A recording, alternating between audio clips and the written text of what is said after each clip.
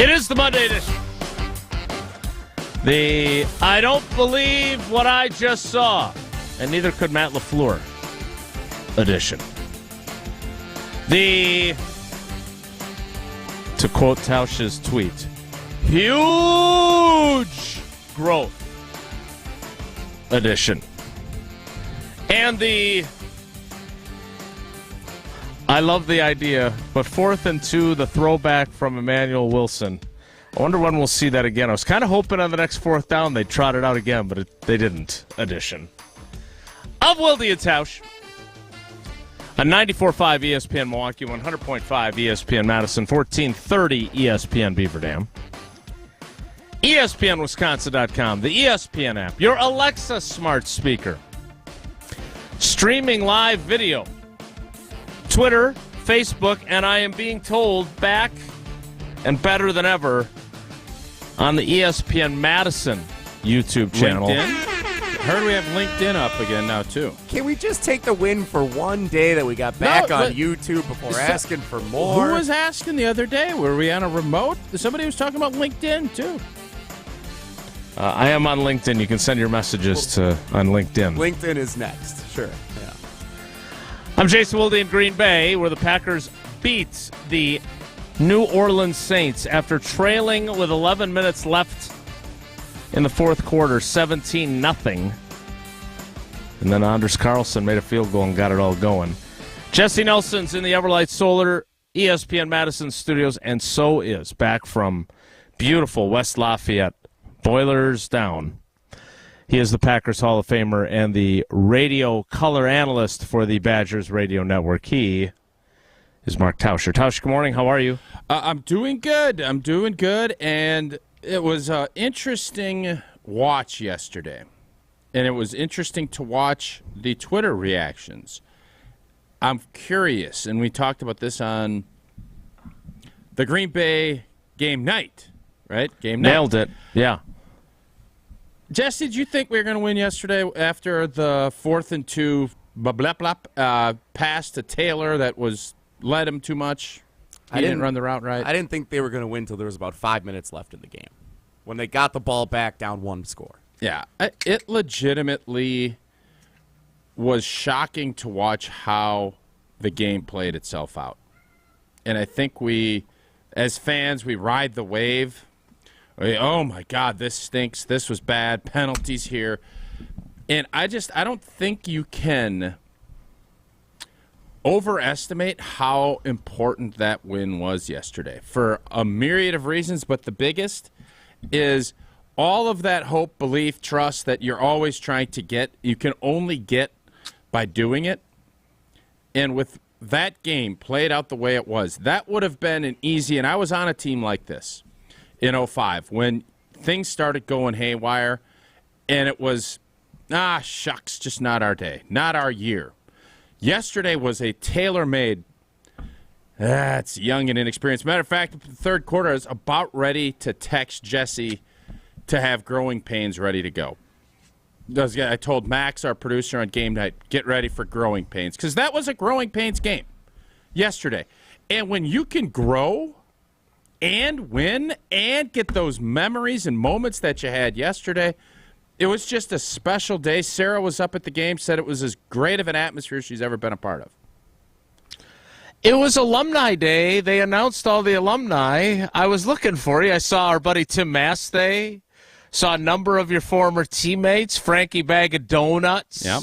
Saw Jerry Kramer. But, Jason, was it that electric? Was it that great in that fourth quarter? In the fourth quarter, there's no doubt it was. Now, again, and look, to some degree, I owe Bill Jartz an apology.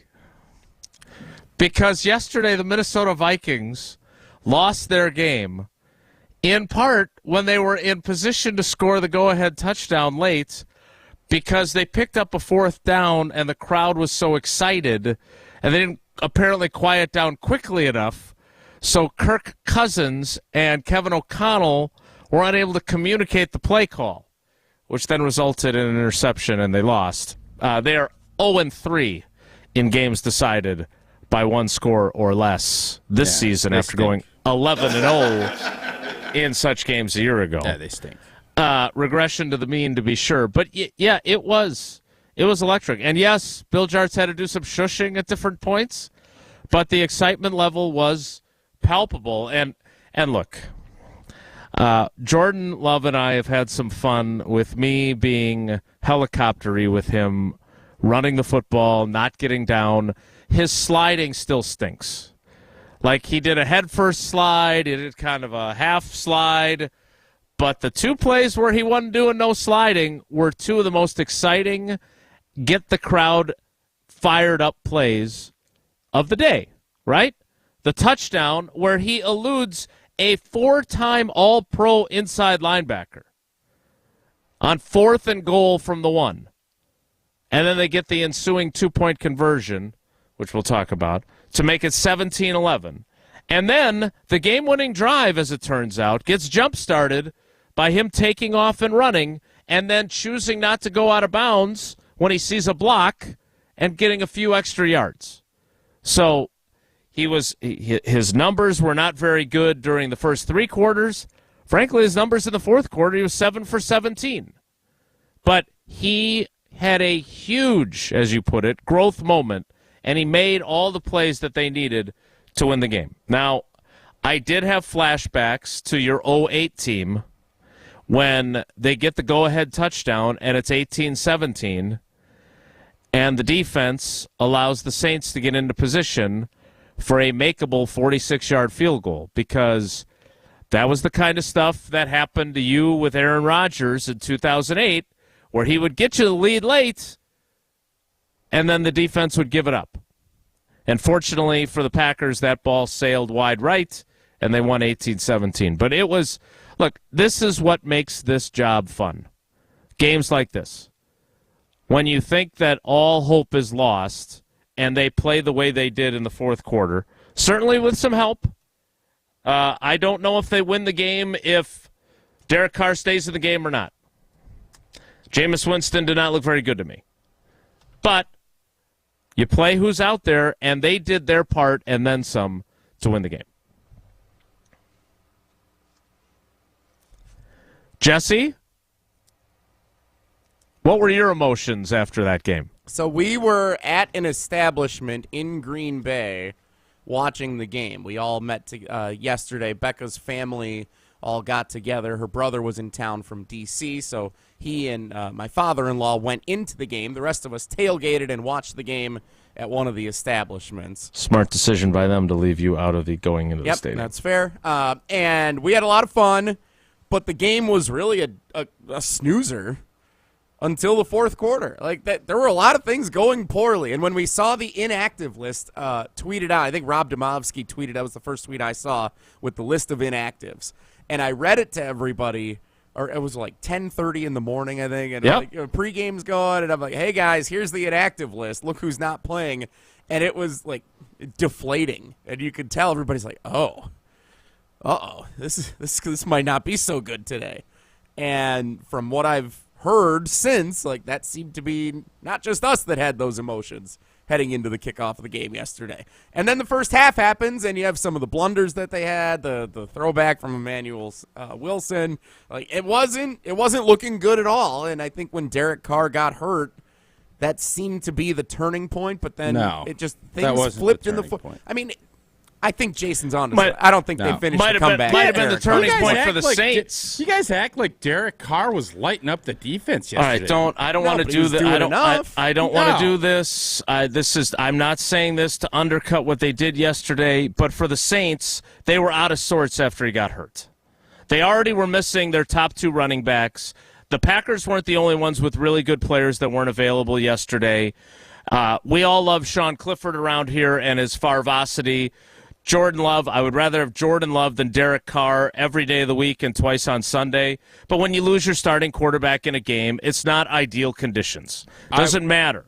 I would say this. The Saints are the best equipped to handle losing their starting quarterback of any team in the NFL. Period. You have Taysom Hill you can plug in a bunch of packages, and Jameis Winston started a ton of games as the number 1 overall pick. So anyone that's trying to poo-poo and say Derek Carr was going to lead that team to win, no. the defense had New Orleans numbered. Now, you want to say Kamara being out is a big deal? Obviously it was. Aaron Jones was out.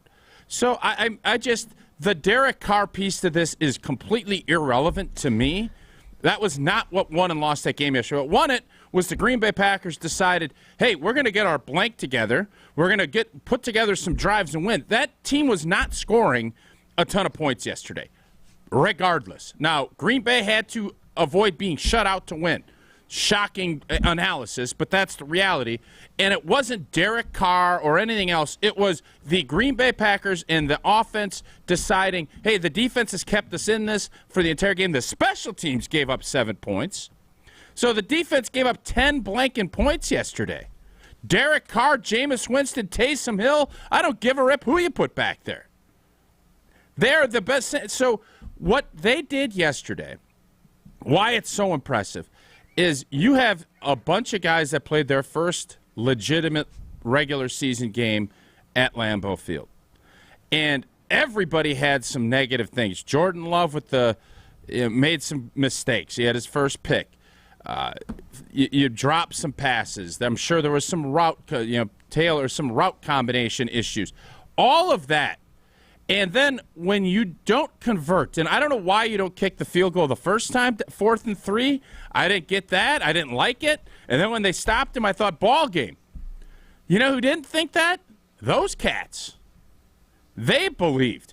And I think the sneaky play in the game was when Matt LaFleur went for 2. I have been railing against this. Sneaky? Yes. It's not sneaky. It was a huge play. If you're going to get after Jesse and I for pointing out that they lost their starting quarterback, I'm sorry, that's not a sneaky play. Jason, it was a colossal play. Here's the deal. I heard you on the postgame show last night talking, and you said you were questioning why they did it. And if they didn't get it, it would have got a 2-pointer to it. And what I'm trying to say is the reason it's so sneaky is because what it's telling your guys in the locker room.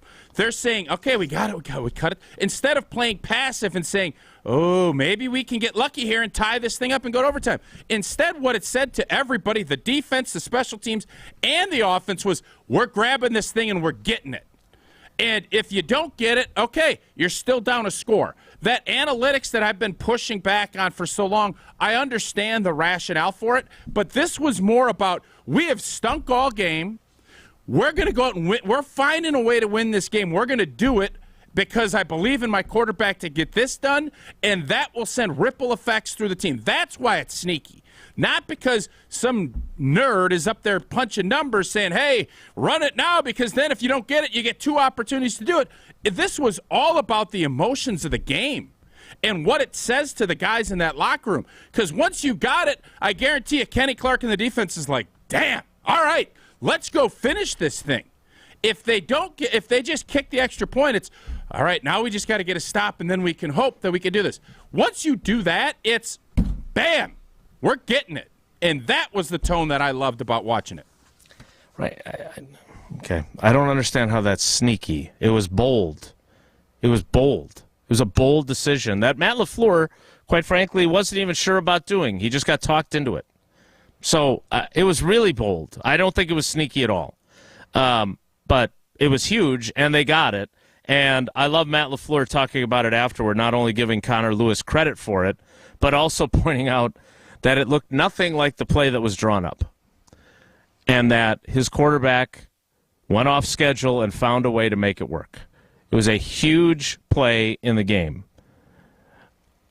To me, this team had every opportunity to fold its tents after the 4th and 2 miscommunication between Jordan Love and Patrick Taylor. That was really troubling. And as I asked Matt LaFleur after the game, what did it mean that the quarterback handled it the way he did? Because there are other quarterbacks that might have lost their temper in that situation.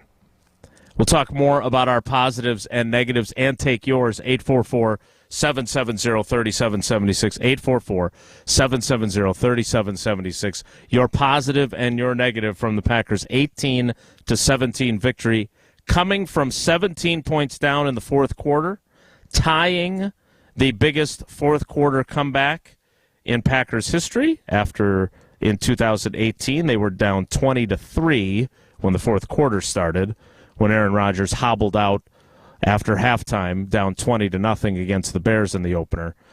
Huge win for them, and it's a huge win for you if you're thinking about changing your windows out to go with Gina Della and Pella Windows and Doors of Wisconsin. And now is the time. Don't wait till the fourth quarter of winter. Get going a little bit earlier. It's the time to replace those drafty old creaky windows. Don't do it during the dead of winter. Pella has a great deal going on right now. Pay as low as $19 a month per window and $75 a month on patio doors. The installation is completed with no mess and no hassle, leaving nothing behind but perfect results. Visit PellaWI.com today to learn more. 6.9% APR financing for 120 months. Certain restrictions do apply. See showroom for details. This offer ends on the 30th of September. We'll get to your positives and negatives next. It's Wilde and Tausch. This is Wilde and Tausch, presented by Pella Windows and Doors of Wisconsin. Call Gina Della from Pella today, 855-PELLA-WI, and online at PellaWI.com/radio. Grassland Dairy is built by tradition right here in Wisconsin and sustained by innovation. Since 1904, the Wheatrick family has worked with hundreds of dairy farmers to consistently produce the highest quality dairy products. Grassland's commitment to quality starts with the way their dairy farmers care for their cows and carries through every step of their innovative processing and delivery. They are proud to offer a wide range of reliable and nutritious dairy ingredients. Grassland Dairy is family owned in Wisconsin and has been crafting butter for 5 generations. Pella Windows and Doors of Wisconsin plays at an MVP level. They came in ahead of time, make sure they had all of the measurements. When the Pella people left, you had no idea they had been here. You just had the new window. They're great professionals, Gina, and some of the best in the world at what they do. Right now, pay as low as $19 a month per window or $75 per month on patio doors. Visit PellaWI.com today. $6.99 APR for 120 months. Certain restrictions apply. See showroom for details. Offers end 9/30/2023. Take it to the house this season and enjoy tailgating from your own backyard. Tito's wants to make sure you have the best tailgate on the block. You can win game day gear for your next gathering by entering to win at Tito'sTailgate.com. Be sure to enter by November 15th for your chance to win a Solo Stove Grill, a Brewmate back tap for batch cocktails, or a Tito's football jersey. For official rules, visit Tito'sTailgate.com. Must be 21 years old to enter. Distilled and bottled in Austin, Texas. 40% alcohol by volume, namely 80 proof. Crafted to be savored responsibly.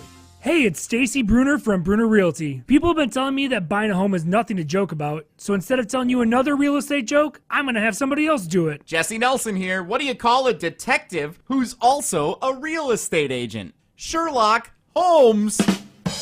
Come on, Jesse, this is no laughing matter. Well, when it's time to get serious about buying or selling, that's when people should do what we did and work with you. Contact us at BrunerRealtyInc.com. Bruner Realty, homes to appreciate. To those who've ever dreamt of their perfect event, those dreams are worthy and they are possible. Hi, it's Jeffrey from Celebrations Entertainment. With hard work, passion, and great music, we will make your event dreams a reality. Every event is a labor of love, with one-on-one planning, customization, and flawless execution. Bringing your event to life is what we do. For a fun, memorable event, visit celebrationsentertainment.com. That's celebrationsentertainment.com. Mark Tauscher here to tell you a little bit more about Everlight Solar. We all know that electricity costs are on the rise. That's why you need to talk to my friends over at Everlight Solar. Their local team here in Madison is here to keep it simple. From your no-cost consultation to solar panel installation, the team at Everlight Solar will be with you every step of the way. Not only will they help you save money, but by switching to solar, you're also helping save the planet. Everlight Solar, a proud partner of Wisconsin Athletics. Check them out at everlightsolar.com. Listen to Madison Money Guy every Saturday morning at 7 a.m. on 100.5 ESPN and ESPNWisconsin.com. I like to refer to inflation as the silent killer. It's an invisible risk. It's just the idea that things get more expensive over time. You're going to need milk and eggs when you're in your early 60s and when you're in your early 80s. You're going to get a loaf of bread, and it's going to be more expensive 20 years from now. Christian Finfrock is the Madison Money Guy. Call him today at 208-1800. Condon Jewelers, the jeweler on the east side, the jeweler on your side. When you see Diamond Jim, you can count on him to be on your side. Selection beyond compare with on-site repair, so you can wear your jewelry with pride. Condon Jewelers, Condon Jewelers, the jeweler on the east side, the jeweler on your side. This is Wilde and Tausch, brought to you by Grassland Butter. Grassland Dairy is Wisconsin. Learn more at grasslandbutter.com.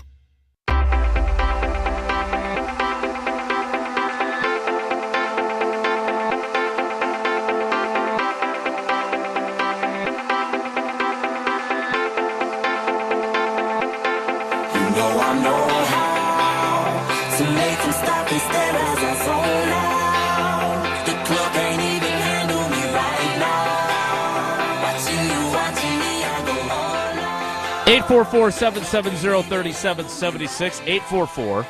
844-770-3776.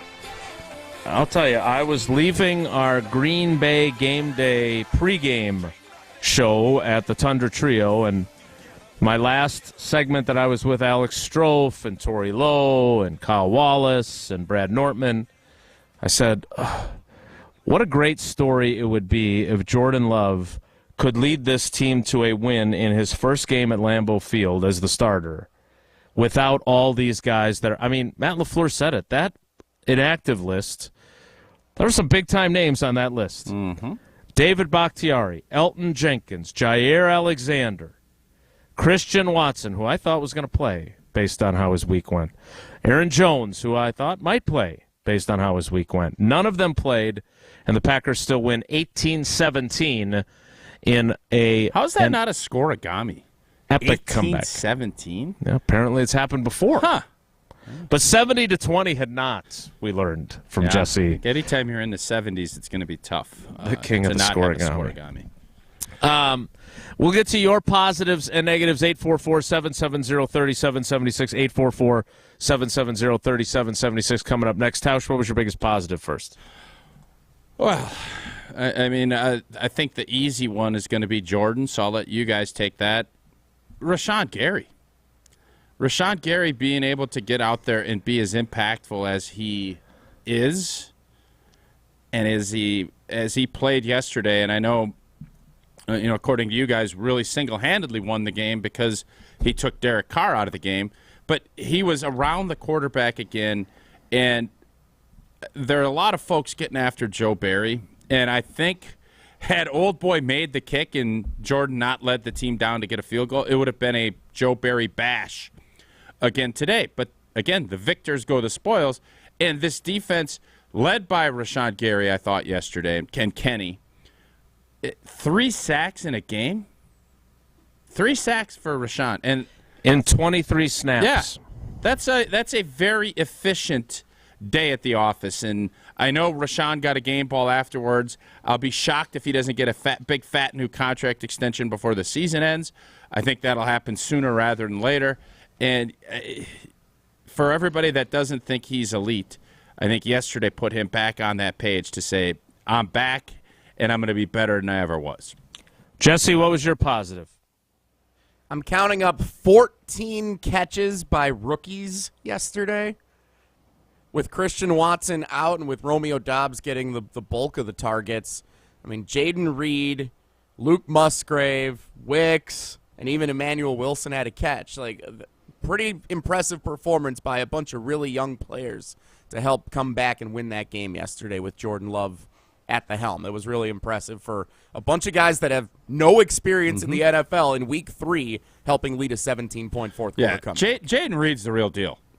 Wicks, I think, he's just one of those guys. I don't know if he's going to wow you with athleticism and anything else, but he just, it feels like he's going to be one of those guys that's going to be in the right place at the right time. Yeah, they definitely, and I know Matt LaFleur has said that he's tried to make it easy for them so they can do less thinking and more playing, but they have been really impressive. And Dontavion Wicks deserves a ton of credit because the guy barely practiced in camp.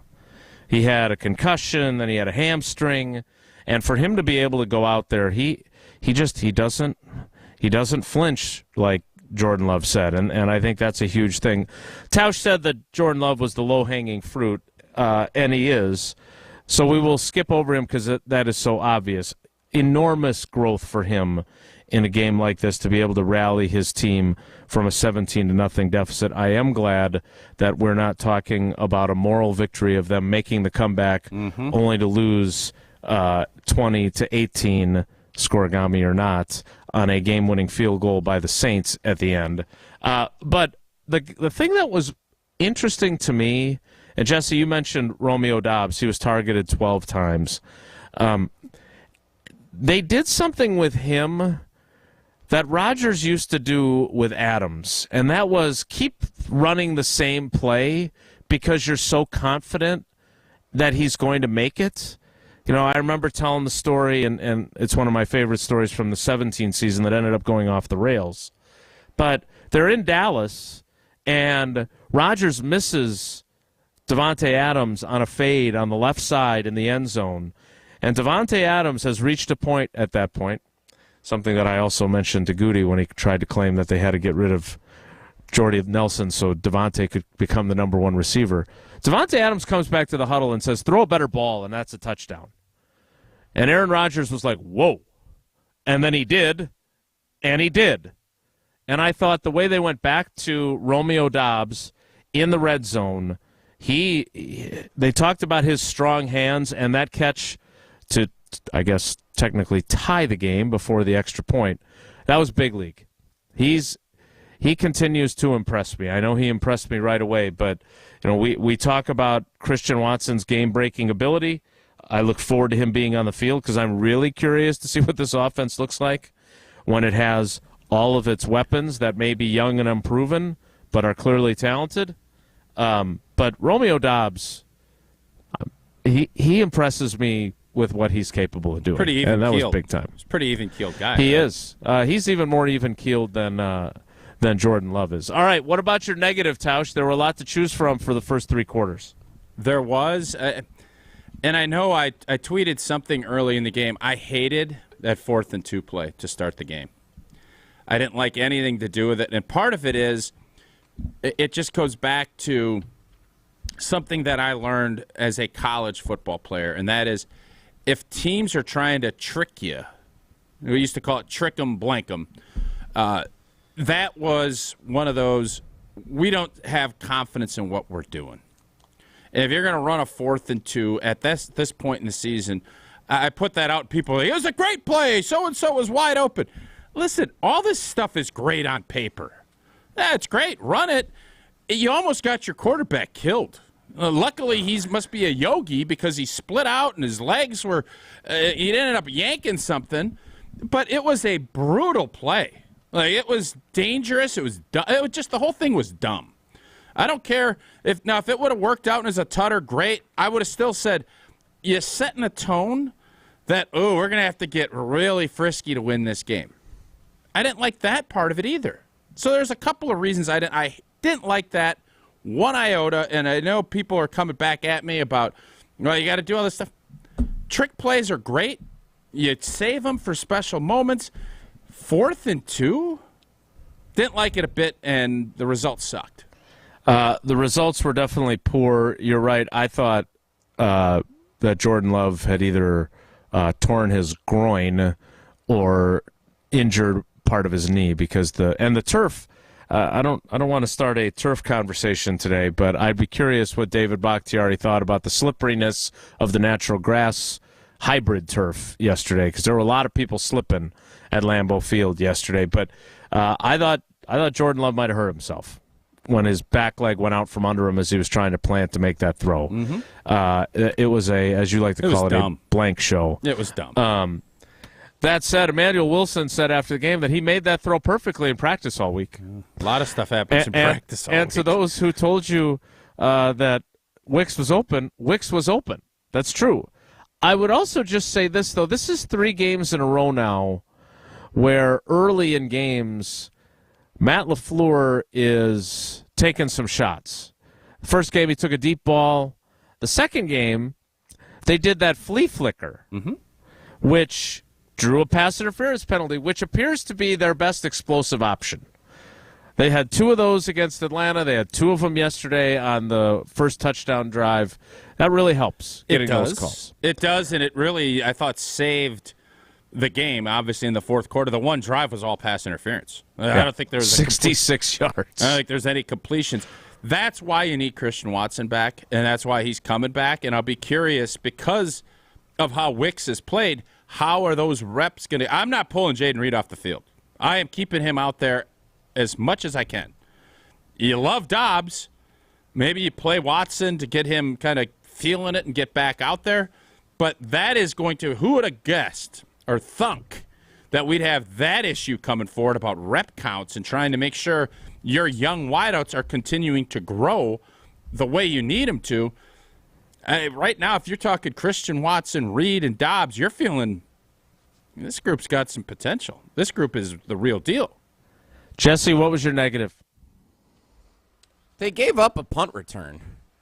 Like that wasn't good. A No, long it's not a punt positive, return. no. I kind of forgot that happened amid the comeback and everything else. So it happens when you win. Yeah, it's nice, but looking back at it, that was a bad punt return. Yeah, and all pivotal kinds of space. I kept wondering, why is there so much space? Right, I was waiting for a flag. Nothing. And at the moment in the game at which that happened, the Packers were struggling, but the Saints weren't running away with anything. That could have been a huge play that you look back, and if they had lost by one score and were short on the comeback, that could have been something that came back to bite them. But another special teams woe, which we know has haunted the team for years. Yeah, my negative is I don't know when David Bakhtiari is going to play now. I don't know if he could have played yesterday, but then they knew that if he did, he wouldn't be able to play on Thursday. I don't know what the protocols are for him anymore. He doesn't practice ever. And so the first week he doesn't never practice. It's no big deal. He doesn't play much either. But First week doesn't practice. Yep. And he plays in Chicago. He plays extremely well, by the way. Yep. Second week doesn't practice, doesn't play. Third week doesn't practice. Game on grass also doesn't play. Again, I don't know what the process looks like. I personally, after the game in Atlanta, I figured they were going to pick their spot on him this week. He was either going to play Sunday or going to play Thursday. So certainly the hope would be that he is going to play on Thursday, because while Rasheed Walker has been a competent fill-in, they are much better with David Bakhtiari on the field, obviously. I am very eager to see. Well, how's our guy Zach Tom doing, too? Well, and that was the injury that did not get a lot of attention because it occurred at the very end, but he did leave the game with a knee injury. And that is our guy, as you and Brian Bulaga have rightfully showered him with praise. So we'll see where their injury report is at. Matt LaFleur is talking to us today at 1:30, followed by the coordinators. So we will see what they have to say. But, Tausch, when we're talking about positives, I saw them again. They were out and about. The folks from Tito's, they're everywhere. And you could take it to the house. We saw the big tailgate up at the Tundra Trio. You can have it, too. Take it to the house this season and enjoy tailgating from your own backyard. Tito's wants to make sure you have the best tailgate on the block. You could win game day gear for your next gathering simply by entering to win at Tito'sTailgate.com. Be sure to enter by November 15th for your chance to win a Solo Stove Grill, a Brewmate back tap for batched cocktails, or a Tito's football jersey. For official rules, visit Tito'sTailgate.com. You must be 21 to enter, crafted to be savored responsibly. So was the tweet that you were referring to, let's throw that play out of the playbook? Oh, the playbook. Yeah, it was just a dumb play. You do that on 1st and 10. You do that on a 3rd and 1. You don't do that on 4th and 2. You just don't. I don't know if we'll be seeing it again anytime soon. That much I know for certain. What we will do soon is get your positives and negatives. 844-770-3776. 844-770-3776. Your positives, your negatives. You're next. It's Wilde and Tausch. Wilde and Tausch on 100.5 ESPN is brought to you by Everlight Solar. Save money, save the planet. Everlight Solar. Mark Tauscher here, encouraging you to save money and save the planet by making an energy switch to Everlight Solar. From cheering on your favorite team on college football Saturdays to hanging onto every second of Green Bay's games on Sundays, football fans know how important it is to have a team you can count on. Well, my family was thinking about making the energy switch to solar for quite some time. But it wasn't until we got in touch with the team at Everlight Solar that we felt we were ready to truly make the switch. When we got connected with Everlight Solar's fantastic team, they educated us on all the benefits of switching to solar and made the entire process incredibly easy. So if you're interested in making the switch, let's do the same for you. Check out everlightsolar.com to find out more and schedule a free consultation. That's everlightsolar.com. Save money and help save the planet. When you're ready to make the switch, take my word for it. Count on the team at Everlight Solar. UW Credit Union presents the Prep Mania Student Athlete of the Week, supporting local student athletes as they grow on the field, in the classroom, and in the community. UW Credit Union is here for every you. Learn more at uwcu.org. Here's Dennis Semra with the UW Credit Union Student Athlete of the Week. Our ESPN Madison UW Credit Union Student Athlete of the Week. Hey, Vadim, you're a multiple sport athlete, volleyball, basketball, and soccer. Yep. What is it like to be a three-sport athlete at McFarland? I love being a multi-sport athlete. I mean, our community does a great job supporting all of our sports, and it's great being a part of so many different communities and so many different teams. Even though you've got the sports in school, you've got a lot of activities. National Honor Society, Yep. DECA. I'm also in student council. We get to plan like homecoming, and I was in prom committee. That's just cool because you get to things that you plan come to life, and all of the students enjoy it. And for National Honor Society, we do volunteer work throughout the community, giving back to our community for supporting us in so many ways. I love the involvement. Ben Brust here to tell you about why your next work van should be from Mercedes-Benz Sprinter at Zimbrick European. First off, we have versatility. The Sprinter vans offer 16 body types and thousands of ways to customize that space. Number 2, we have reliability. Sprinter's most powerful diesel engines last longer and require less maintenance, spend more time on the road and less time in those bays. Number 3, we have safety. Sprinter's safety technologies include curtain airbags all around, load adaptive electronic stability program, and crosswind and attention assist. Number 4, Van Care Mobile. Our maintenance team can come to you with routine service. Who wants to go in? Let them come to you. They work with multiple trucks on one visit. Use the Mercedes Me Connect. And last but not least, get your Zimbrick Sprinter at Zimbrick European at Rimrock Road and the Beltline, or go online at ZimbrickEuropean.com because they never charge over the MSRP. Football fans, tailgating season is here, and there's no better way to celebrate football being back than with BotaBox. BotaBox is giving away tickets to 2 separate winners for a VIP Tundra Trio pregame tailgate party experience and game tickets for December 3rd's Green Bay versus Kansas City game. Fans can enter by scanning the QR code posted at participating BotaBox retailers in Wisconsin through October 29th. Winners will be announced on October 30th. Please drink responsibly. Must be 21 years or older to enter. BotaBox Vineyards, Manteca, California. Visit ESPNWisconsinContest.com for more details. That to-do list you have needs one more thing. Chill. It's an easy thing to do. Just crack open an ice-cold Coors Light and chill. Take the afternoon off and binge watch anything. Go to happy hour and stay for a couple hours. Who's counting anyways? Or hang out with just your dog because you've had enough human interaction this week. Whatever you do it with a Coors Light. Mountain cold refreshment made to chill. 2020 Coors Brewing Company, Golden, Colorado. Celebrate responsibly. We're on the Packers. We had a great first 3 quarters. Because we're on Wisconsin sports. I hate to see play calling get conservative. Kyle, Brust, and Nortman. Weekdays from 2 till 4 on 100.5 ESPN and Wisconsin On Demand.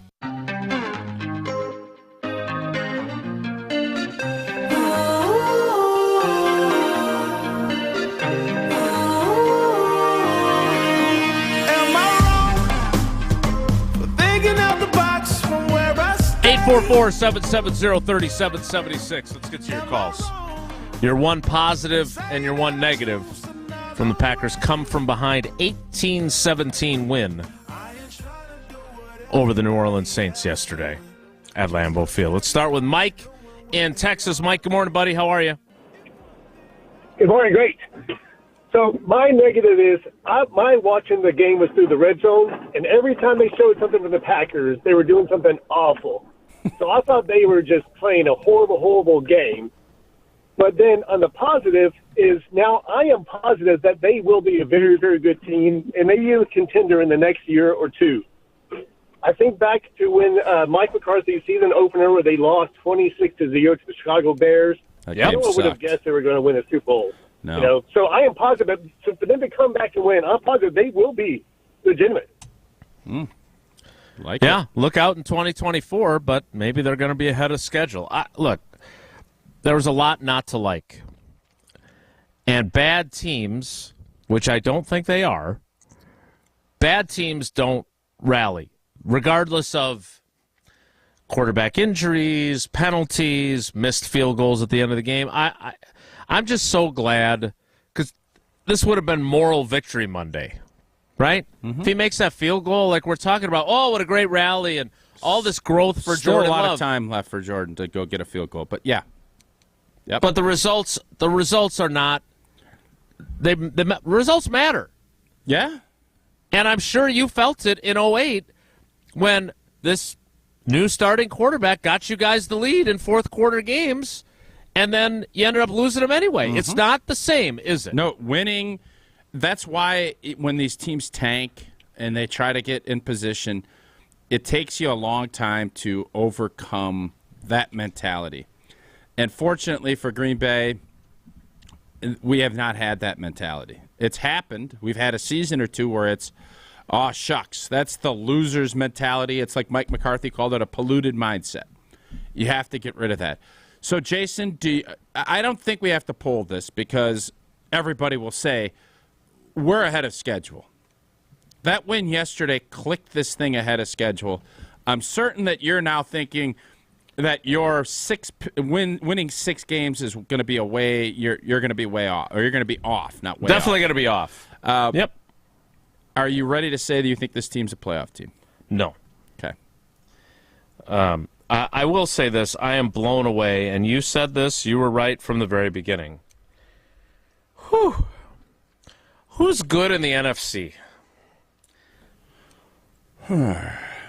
I mean, and look, they had a tumultuous week, and no, I'm not talking about the Bears. They definitely had a tumultuous week. But Mike McCarthy's team lost their Jair Alexander for the year. He tore his ACL in a practice in Tavon Diggs. They were without 2 of their best offensive linemen, and I think Biotish was playing hurt. But they lost to a team that's trying to lose. Yeah. Very frustrating. That's not positive. And so when I look at the NFC, nobody's any good. San Francisco, Philadelphia. I still put Dallas. They had a clunker. When Dallas is healthy, they're going to be good. But I don't trust. I think Dak is still way too many mistakes. That has been my point all offseason. Indeed. And as long as Jordan Love continues to progress, this team's going to make the playoffs. Now, if he's going to have some hiccup games, he's going to have some Alan Thicke, Kirk Cameron days, and we're going to play the music, and we're going to move on. People can get upset and irritated. That's how this works. And right now, when you win a game like that yesterday, you know, Rodgers would always talk about galvanization. Yesterday was a galvanizer. Yesterday, for all the older, saltier vets that are kind of looking around saying, I don't know, man. Young team. We got all these young pups out there. Halftime, they go in. They're probably go in the back equipment room, wolf down a couple hot dogs. And all of a sudden, that fourth quarter comes. It's like, okay. Okay.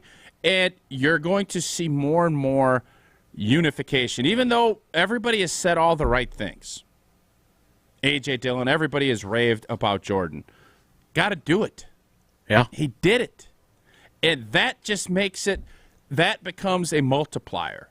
And now everybody is looking, okay, now he's not at the point yet where, you know, the TV crews are going to say, you gave him too much time. No, nobody was going to say that yesterday if old boy makes that kick. Not after Atlanta. No. Everybody would say, oh, another opportunity. Let's see.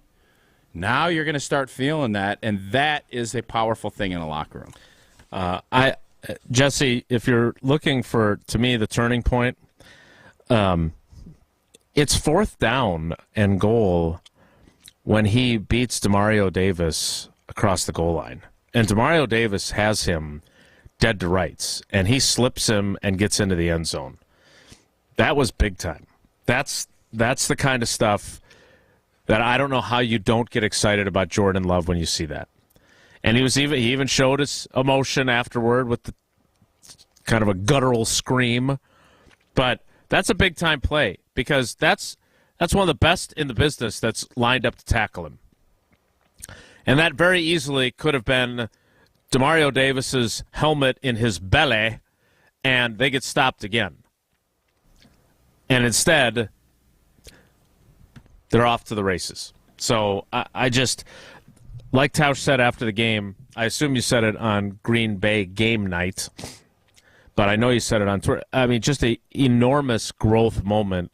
And that's what we kept talking about. We talk about growing pains a lot, and not just for our crushes on Joanna Kearns. And we've done it once and the like. Out of 3 games so far.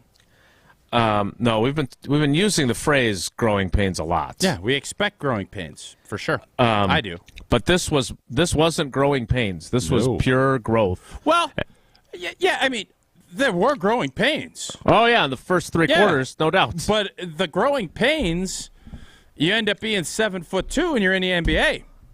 Yeah, my knee hurts because my growth plates, but son of a gun, I've grown into my body and I just won a championship. That's what happened yesterday. I'm not sure they're 7'2" just yet, but they definitely had a nice growth spurt yesterday against the Saints. I want to tell you about our friends at Associated Bank, and I can say that because my buddy Ben Sorensen is my friend, and Ryan Taylor and Andy and everybody over there. They've been great to us. They've been a great partner from the very beginning of this show, and if you're a Packers fan, no better place to be. They are the official bank of the Packers. Since 1919, they've been there for the Packers, and they're there for you with the best customer service in the industry. They've got the awards to prove it. If you're a Packers fan, you could have gone into the game yesterday, skipped some lines, going through the Associated Bank gate. It's the beauty of Associated Bank. Check out AssociatedBank.com/Packers to find out more. If you're on hold, we'll get to your positives and negatives next. It's Wilde and Tausch. This is Wilde and Tausch, brought to you by Grassland Butter. Grassland Dairy is Wisconsin. Learn more at grasslandbutter.com. Mark Tosher here for Chalmers Jewelers. Well, it's always a good time to get that special someone in your life a beautiful gift. And when I'm in need of a new piece of jewelry, Chalmers Jewelers is my go-to place. Whether I want a timeless classic or a one-of-a-kind piece, Chalmers Jewelers in Middleton and Madison has just what I'm looking for. My life has been made so much easier thanks to the great team over at Chalmers Jewelers, and is the reason I keep going back for more. Visit chalmersjewelers.com to find your perfect new piece of jewelry today. Rah. Pella Windows and Doors of Wisconsin present your Badger Minute. Here's Alex Strofe. This Badger Minute brought to you by your Badgerland Chevy dealers, proud supporters of Badger Athletics. Go to BadgerlandChevy.com. The Wisconsin Badgers get a win in their Big Ten opener on the road Friday night at Purdue. Here's head coach Luke Fickell after the game. Any road win in this conference is a big deal. You couldn't ask for a better night than tonight. I mean that on all phases of it. I mean, a beautiful night, a Friday night, great crowd, a great environment. And for us, we came out and we played pretty darn well. In particular, in the first half, we had been slow, and there's not one thing that we said that we did different to come out the first half and play a lot better. The Badgers now enter a bye week before returning home for homecoming on October 7th as they play host to Rutgers. Right now at Pella Windows and Doors of Wisconsin, pay as low as $19 a month per window or $75 per month on patio doors. Visit PellaWI.com. Ready to ride? Just let me get my flip-flops on. Whoa, Mom and Dad are going for a ride without their protective gear. Quick, grab the checklist. I'll grab the gear. Just where do you two think you're going without your safety gear? Yeah, you know how we feel about riding without your gear. Well, it's so nice out. And we're only going for a short ride. Not before you put all this gear on, you're not. But...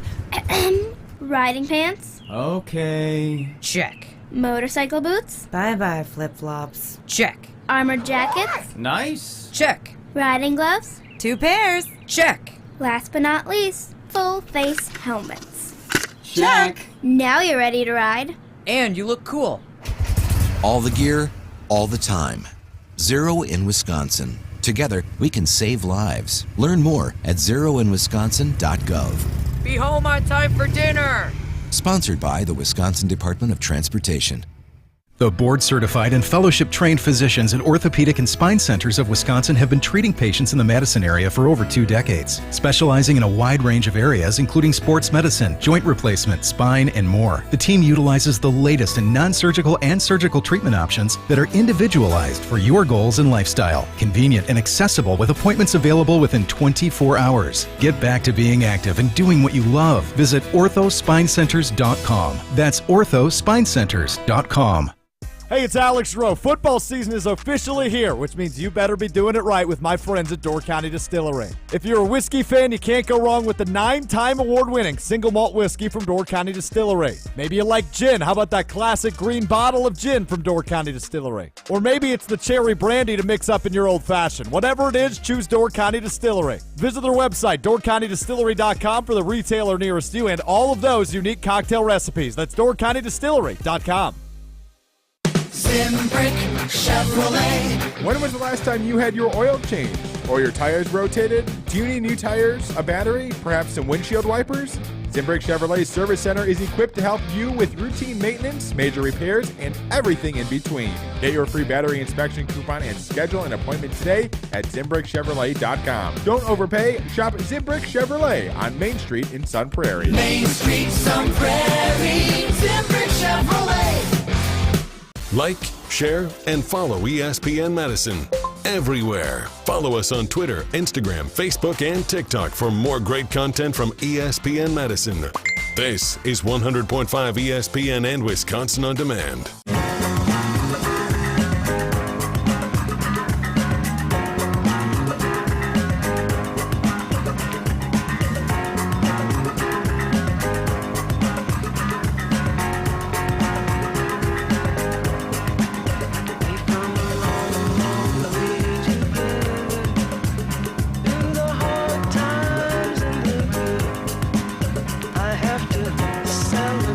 Eight 844-770-3776. 844-770-3776. Let's get back to your positives and your negatives from the Packers' come-from-behind victory yesterday at Lambeau Field over the New Orleans Saints. Let's go to Jim in Saukville. Jim, thanks for holding on. What do you got for us today, bud? Yeah, well, I do this every once in a while, and I just take a lesson from the people who are in the business of setting future odds, in that I try to evaluate first. I'm primarily going to evaluate the team after 4 games. It just seems to make more sense. And every once in a while, like, for example, when it sort of seems like they may not be playing some key players because they want to play them on Thursday, which in my mind means it's a more important game. So I tape the game, and I'm not going to watch it until after they play on Thursday, and then with the combination of the two, kind of get an opinion of where they're really at. So wait, they won. Whoa, wait a minute. Are you telling me this is sounds that you called in, Jim? We love your loyalty to the show. Do not get this twisted. But are you telling me that you called in to deliver positives and negatives about a game you did not watch, that you taped, I assume, on your VCR or your DVR, and that you didn't actually watch the game? You're going to wait until after Thursday? That's your plan? That's your plan? Now, I'm going to defend myself on that point, and I'll take it for what it's worth. I've said numerous times, I only look at this from a very selfish fan's point of view, because in reality, no one cares about us fans. So that's exactly right. That's not true. Come on, we care about you. Come on. Maybe Mark Murphy doesn't, but we do, because otherwise we wouldn't have jobs.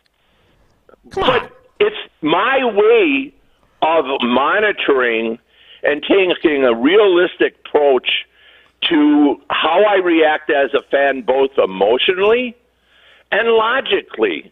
And in this case, I mean, I don't get me wrong. I'm hearing everything in terms of feedback. So when I watch the game, there'll be some surprises and some not so surprises. Spoiler alert, they come back to win.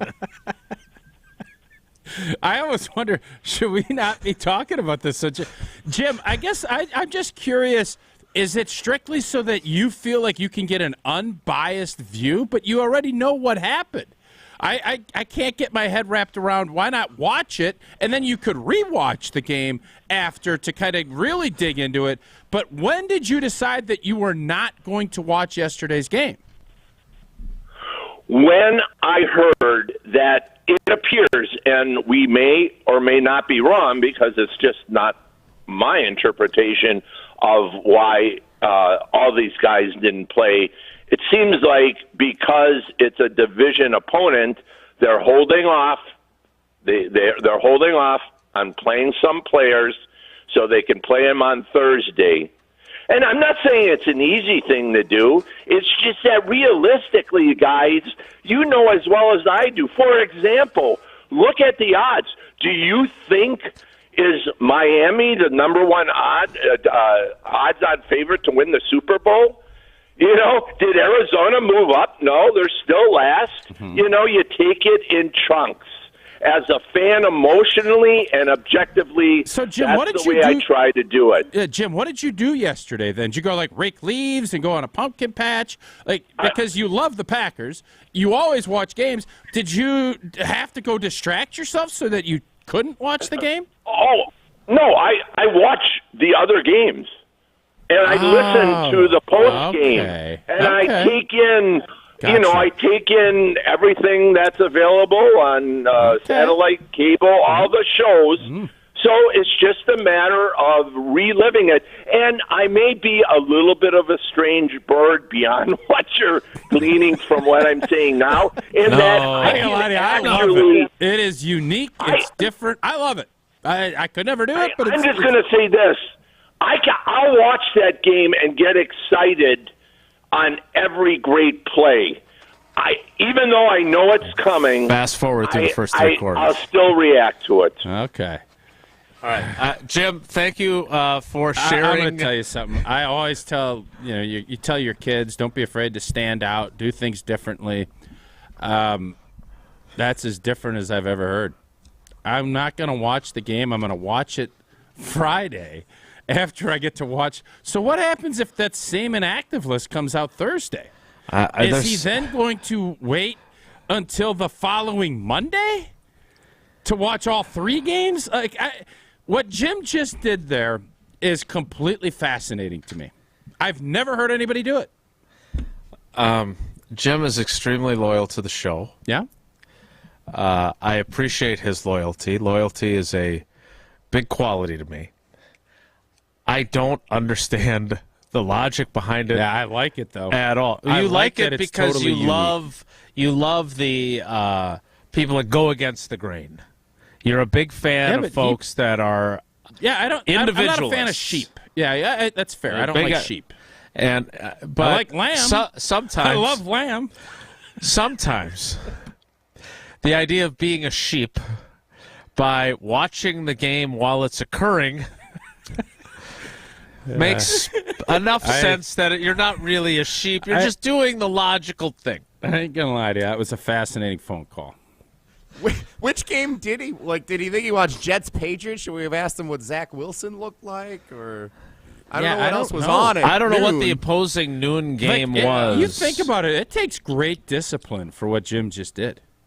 He still stuck around. Like if he was out pumpkin patching and apple orcharding and all that, okay.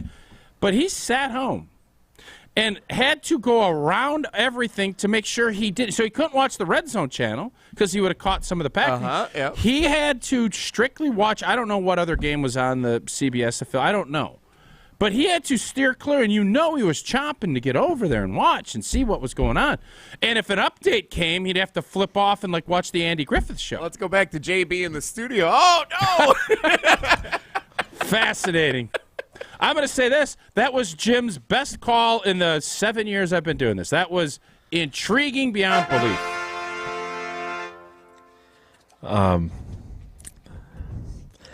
It was different. I'm not even sure it was intriguing. It was a little confusing. I don't understand it, but we appreciate Jim for being what did he call himself? A strange bird? I don't know. I believe that's what he called himself. But it's different. It's different. There's no good conversational segue from Jim's call to me telling you what do you that think he's one gonna be? call. What's he most surprised? What is he going to be most surprised? I feel bad by? for telling him the punt return in the second quarter. I feel bad that we got into as much detail as we did. What is he going to be like? What are you thinking, LaFleur? And what's he going to say? Oh man, was that genius? The 2-point play he's going to for sure be on board with. I just want to again. It's not like he's avoiding our show, so everything is a surprise to him when he watches the game. So that part does appear to be a bit of a confusing point of contention in my mind.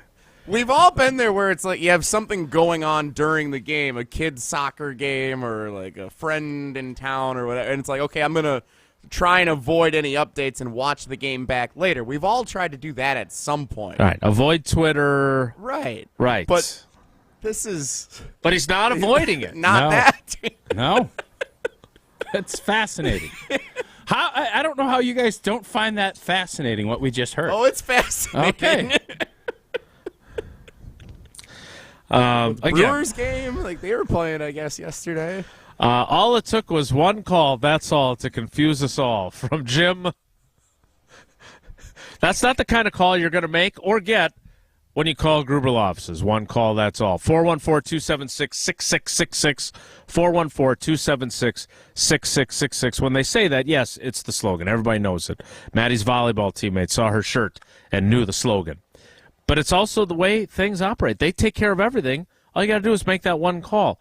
And there's never a fee unless they win your case. So check them out online, gruber-law.com. That's gruber-law.com. Or give them that one call, that's all.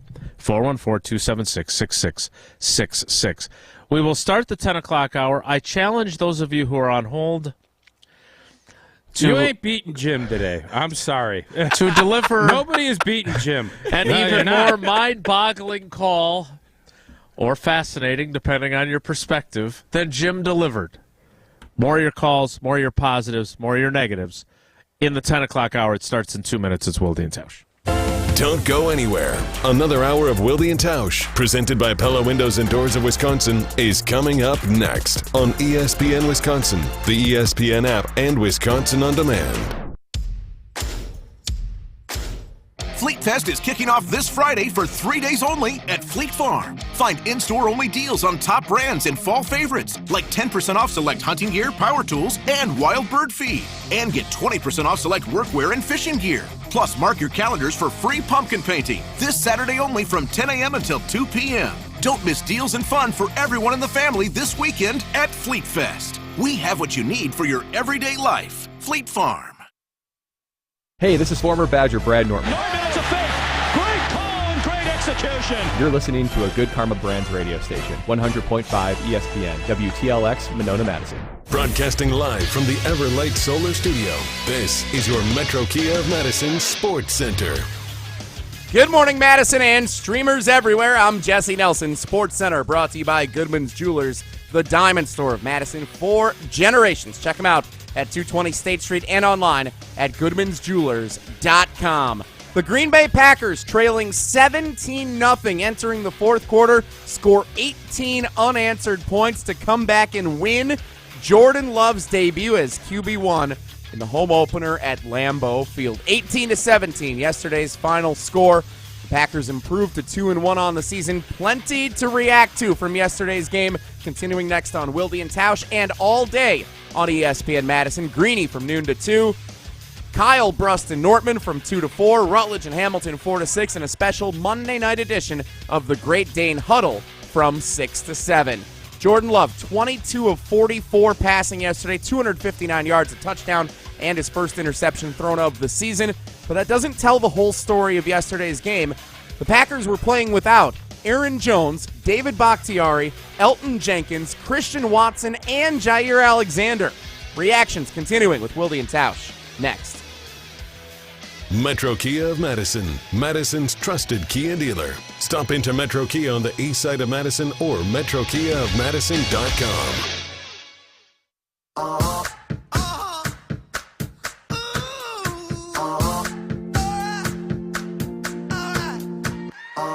I've been grinding so long, been trying it for years. And I got nothing to show, just climbing this rope right here.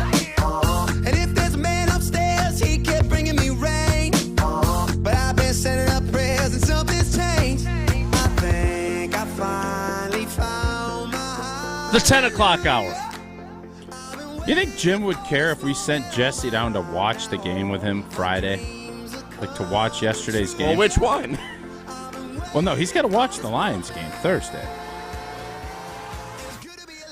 No, I think he would enjoy Jesse's company. I would love to kind of live stream Jesse watching the game with Jim and going over all of the things because now Jesse will be so dialed in as far as what happened. It would be a fun watch.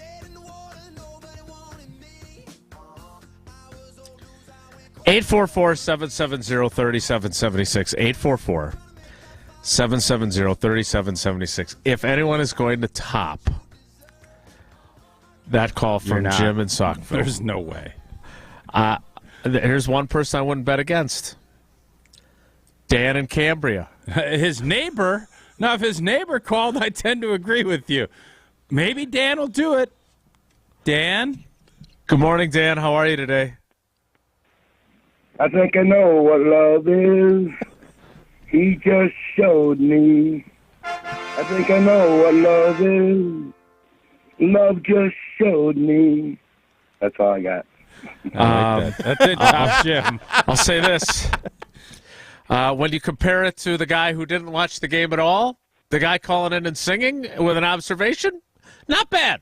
Not bad at all. Dan, what did you think of Love? What do you think he is now? Well, I tell you, it was like if that guy would have made that field goal, I just had a lot of confidence that he was going to. We had a minute and 3 timeouts left. I was positive that Love was going to send them right down there and at least get in the field goal. I just felt that way really strongly. Well, he did not do it in Atlanta, and if we're talking about growth opportunities, to have another chance to do it a week later would have been great. Yes, sir. Didn't come down to that, though, because they obviously missed the field goal. What else did you learn about Love watching that game, both in the 3 quarters where he wasn't very good and in the 4th quarter? That he just kept playing. His confidence is sky high. I mean, the guy thinks he can win. I love the way he handles the other guys. If penalties, and he just seemed to. That didn't bother him. I thought he was great.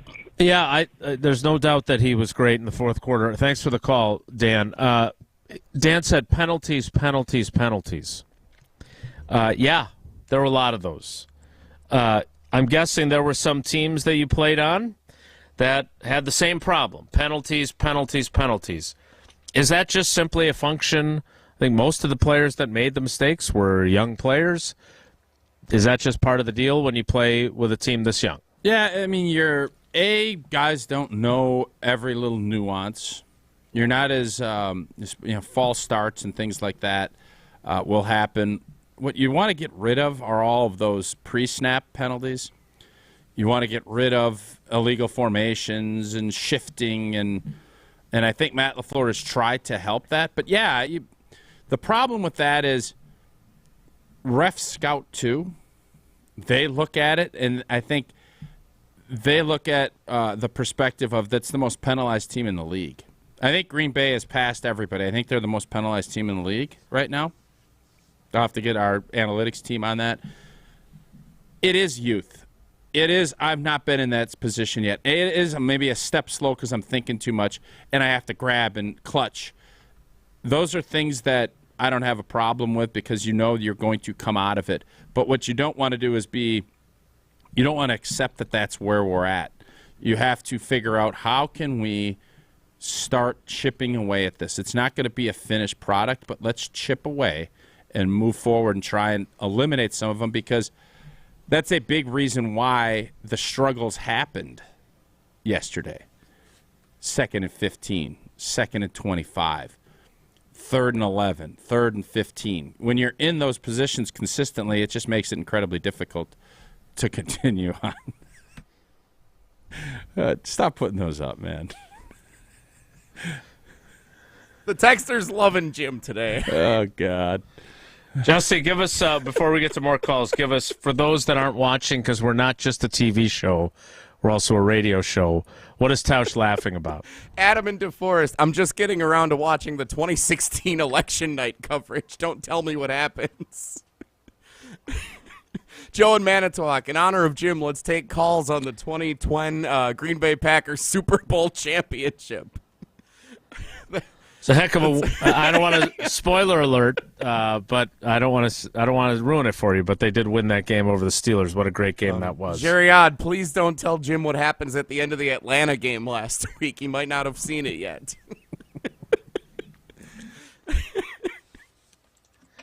Fascinating. There's no doubt about it. 844-770-3776. Let's keep going with the calls. Let's go to Craig in Horicon. Craig, good morning. Thanks for holding on so long. What do you got for us?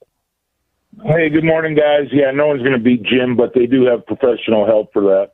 And hopefully he doesn't place a whole lot of bets on yesterday's game. My positive, I really thought Jordan Love's scrambles were a key to the game. What do you guys think about that? Oh, yeah. Agree. 24-yard run, big time. Yep. Yeah, the play at the end there where he was looking like he was going to get out of bounds and skedaddled up, that is something that I think just guts defensive coordinators. And when you get covered up, and the O-line has to do its job too in order to give you those holes, and it does when you can have as much success. And I don't know how many yards he ended up with rushing yesterday, but when you start doing that consistently, it forces you to make different adjustments to your coverage. That makes you more predictable, and that helps you in the pass game too. So I thought he was very impressive with his legs, and was it the touchdown run that he beat? You were talking about earlier, Jason, where he beat Demario Davis. Demario Davis to the corner. He doesn't do that. We're probably sitting here talking about growing pains and how terrible. Correct. Yes. That's the difference in winning and losing, and his legs were a huge part of winning yesterday. What else you got? I totally agree, and I love the part where he didn't go out of bounds, and after he scrambles, he's not so old that he's out of breath and winded, and the following play is a dud. He can come back after a scramble and still perform. Yeah. Youth is good. And then I want to throw my negative out there, and it's across the NFL. When do you guys think they'll change and now, granted, it helped the Packers a lot yesterday, but it can also go against them. When in the NFL will they change the pass interference to a 10 or 15-yard penalty? Because basically there's pass interference on every play. Mm-hmm. You're right. There's a lot. It's helped them the last couple of weeks for sure. Tausch, you obviously do the color on the radio network for the Badgers. Is college football still a maximum of 15-yard penalty on their pass interferences? Yeah, it is. I don't mind this rule. I think what they could do is just call holding on some, and holding would be you get the automatic first down if it's a blatant pass interference. There's ways around that, but I don't have a problem. The NFL wants scoring. They like fantasy points. They like all of this. They don't have a problem with how the Packers scored that touchdown. It was a great finish. It's what the NFL is. Just make sure we understand that this will go the other way too. And that's why you want to teach guys to figure out how to not get those big penalties. And sometimes it's a great penalty. If you're beat, grab the guy, tackle him, and you save yourself a touchdown. It's a give and a take, and yesterday I was obviously for the good side on the Green Bay Packers. Thanks for the call, Craig. We appreciate you. Let's get to one more call before we start going to the text messages.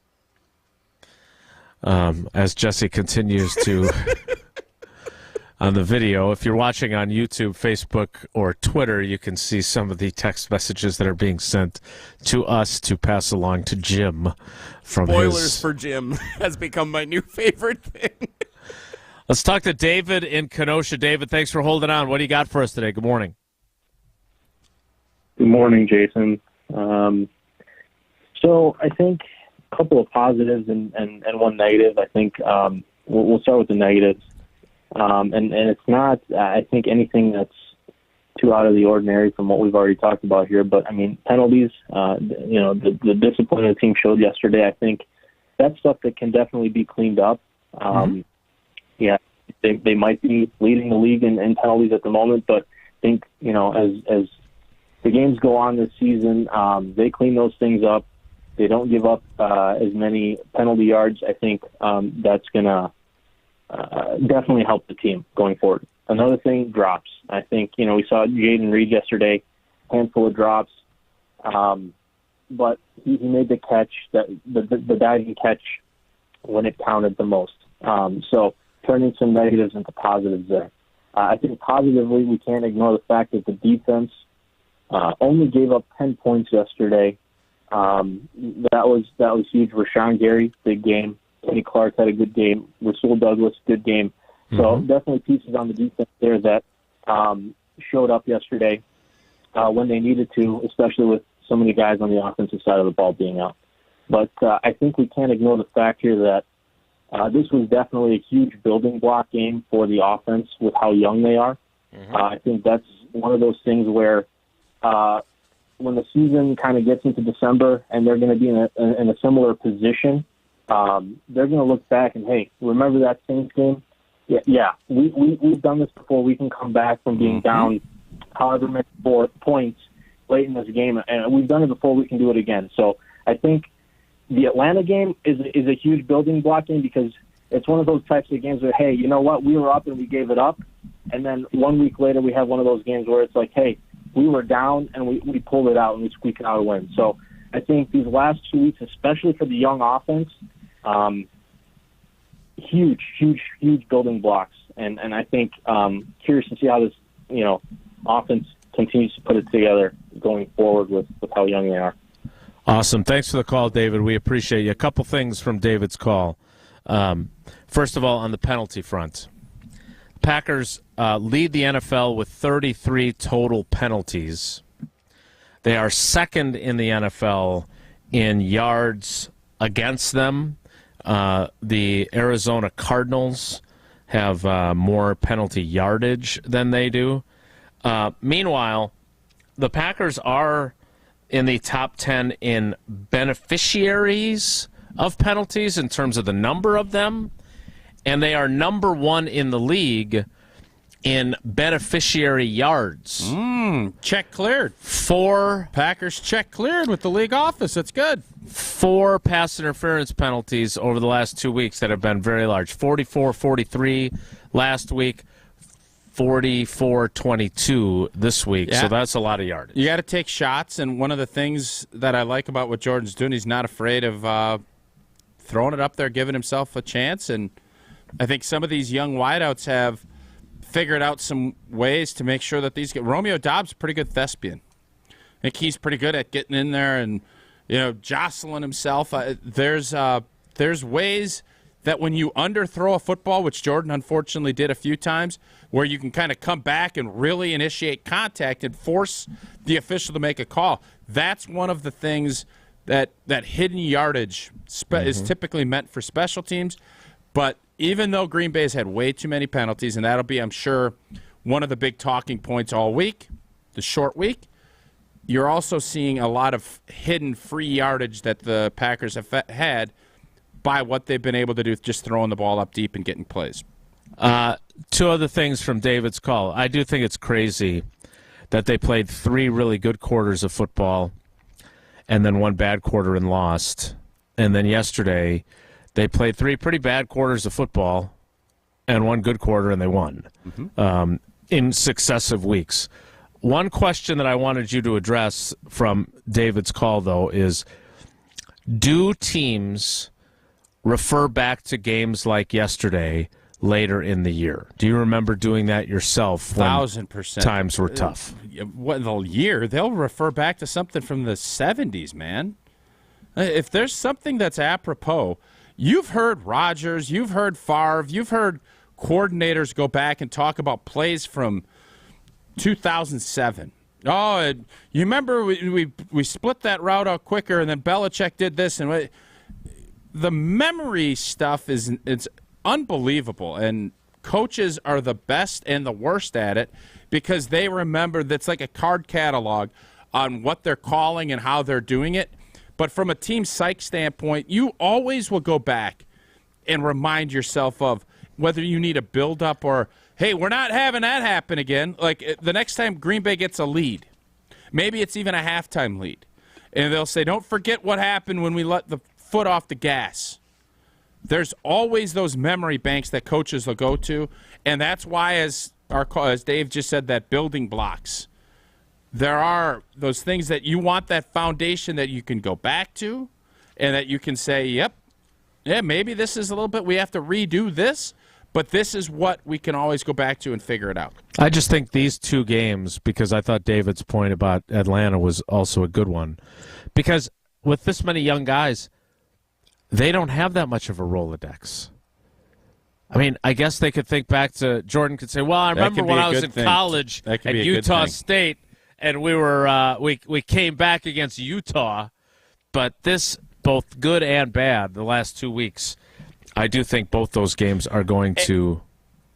Yeah, and I think because it covers both gambits. You have the pain of losing a game you should win, and then you have the joy of winning a game you should lose. And those are experiences that you can get, and you're right, college players.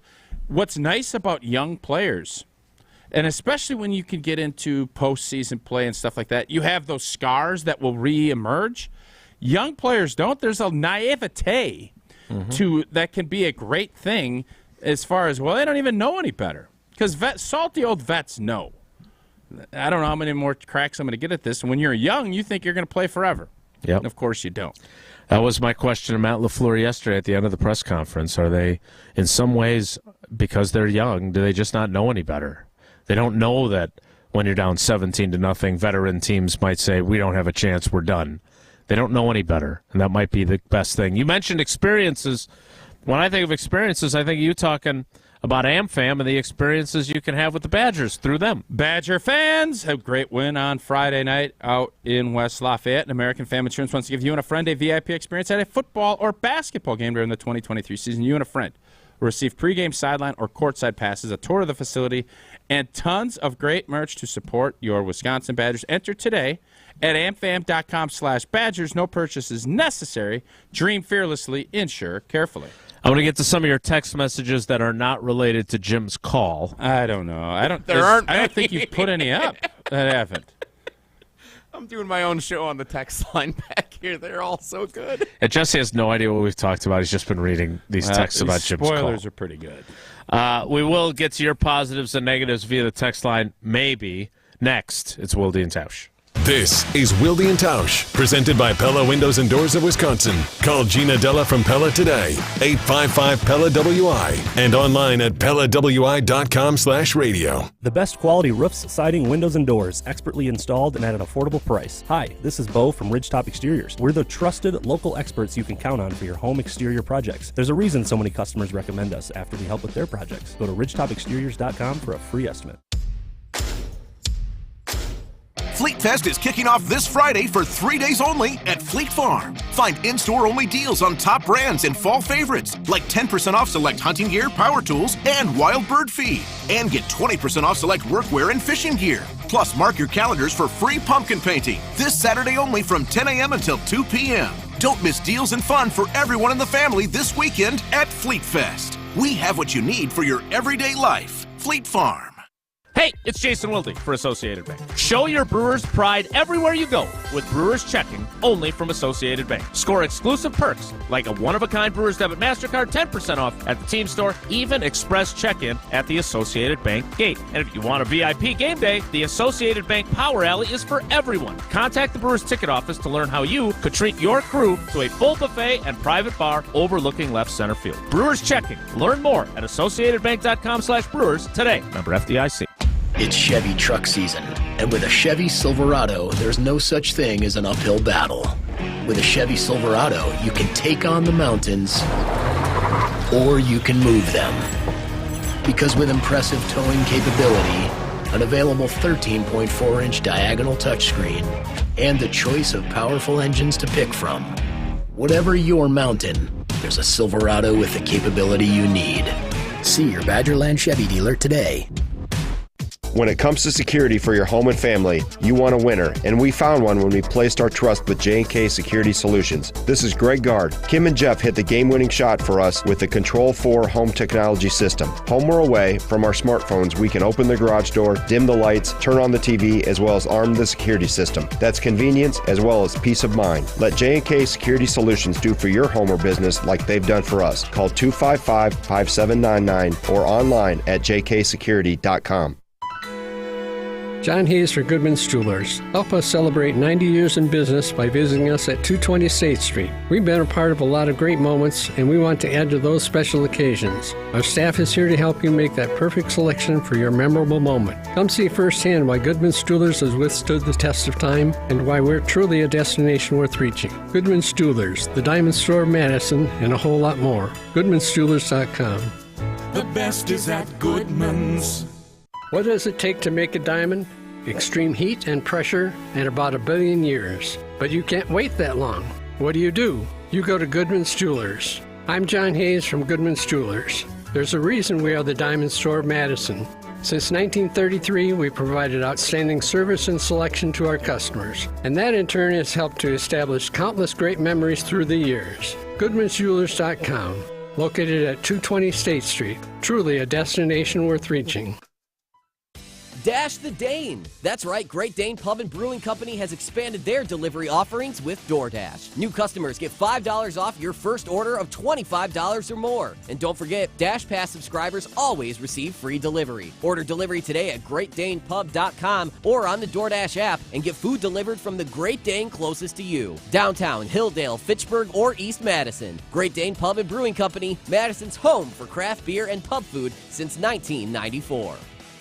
My name is Adrienne, and I was hurt in a car accident. What Gruber Law Office has done for me was made me feel safe. It didn't cost me anything, just one call, that's all. Injured? Call Gruber Law Offices today.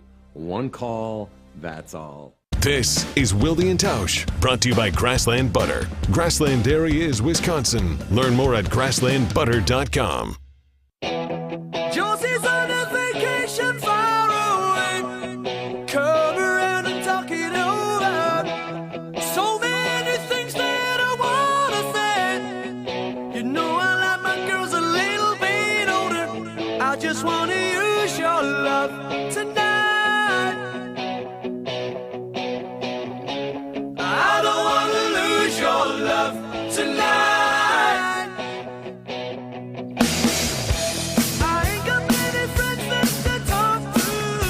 All right, Jesse, you've spent a long time entertaining yourself with the text messages for spoiler alerts for Jim in Saukville. Have there been any positives and negatives that have also been texted in, or has it all been a Jimapalooza? It is a Jimapalooza on the text line, which is amazing. But there is one here. Oh, boy, it didn't turn out right on there. Can you get that font smaller? That one. That is a record for smallest font. It was okay. Here we go. I'm going to read it to you. Can I also get you to switch to Helvetica? I love a good Helvetica. I'll see what I can do on the Helvetica front. Comic Sans. Don in Mayville. Not a positive, Matt LaFleur. Not punting on 4th and 2. He has a flawed fourth down mentality. Would Bill Belichick or Kyle Shanahan ever say the fourth quarter was just a blur? I don't think so. From Don in Mayville. He's still down on LaFleur despite the win yesterday. What do you guys think?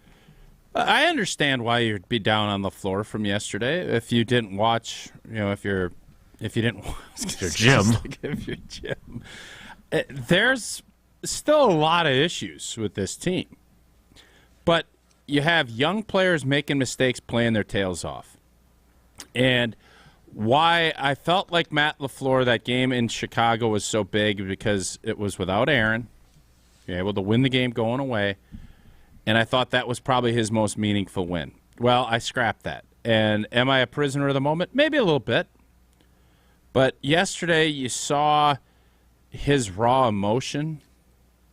He was talking to Larry McCarron afterwards. It meant a lot because when you're a football coach, your job is to put players in position to win and to keep guys motivated and to have them believe. And there is no way, I don't know where else he's coached. I know he's a coordinator at places. There is no way, as a football coach, you could ever be more proud of your guys than when you are beaten into submission the way they were. It was hopeless. It was, we can't get anything right. We've made all these mistakes. And for your guys to have the character and to be able to stand up and do what they did in the fourth quarter, and I'm talking mainly on offense here, and believe that you could do it when nothing would tell you that you can, but you trust your coaches and you trust that it's going to work, that's powerful. That's why Matt LaFleur is emotional, because it means that much. And you have the right guys that are playing, because it takes a lot for a player to fight and do what they did yesterday. This isn't the playoffs. This isn't December. And you could say, well, they're pros. They should do that. Look around the league. Denver gave up a 70-burger. Plenty of teams don't have what they did yesterday. So that's why Matt LaFleur, I'm not crushing Matt LaFleur. There's plenty of things. I hated the 4th and 2 call. A lot of things I didn't like. But what he did is he believed in his team, and his team believed back in him. There ain't nothing more powerful in sports than that. He's proud of his team, and he's got every right to be. I still think the most amazing aspect of this is that they are at the Saints' 13-yard line facing a 4th down on the very first play of the fourth quarter, down 17-0, and they screw it up. Yeah. First and off, they still won the game. Kick the field goal. Patrick Taylor is wide open. They should have converted it. No, kick the field goal. But to screw that up and still come back to win in the fourth quarter. Yeah. Talk about growth. Talk about Joe Barry's defense getting the ball back as many times as they did, too. Don't forget that. Against Jameis Winston. Well, crack open a Coors Light in Joe Barry's honor, then. I will. I don't know how are people down on Joe Barry today again, too? I don't think so. I think they would have been be. I think they would have been in a big way. Crack open a Coors Light. Jesse, good news. My boy Steve over at Frank with our Coors Light people texted me, said, great call. He will provide the beer for you to go over and watch with Jim. All right. He will provide the necessary Coors Light, which I'm guessing will be plenty, for you and Jim to have a watch party to watch, I don't know what games, but Coors Light will be with Jesse and Jim, the J&J, on Friday night, if Jim does accept your invite.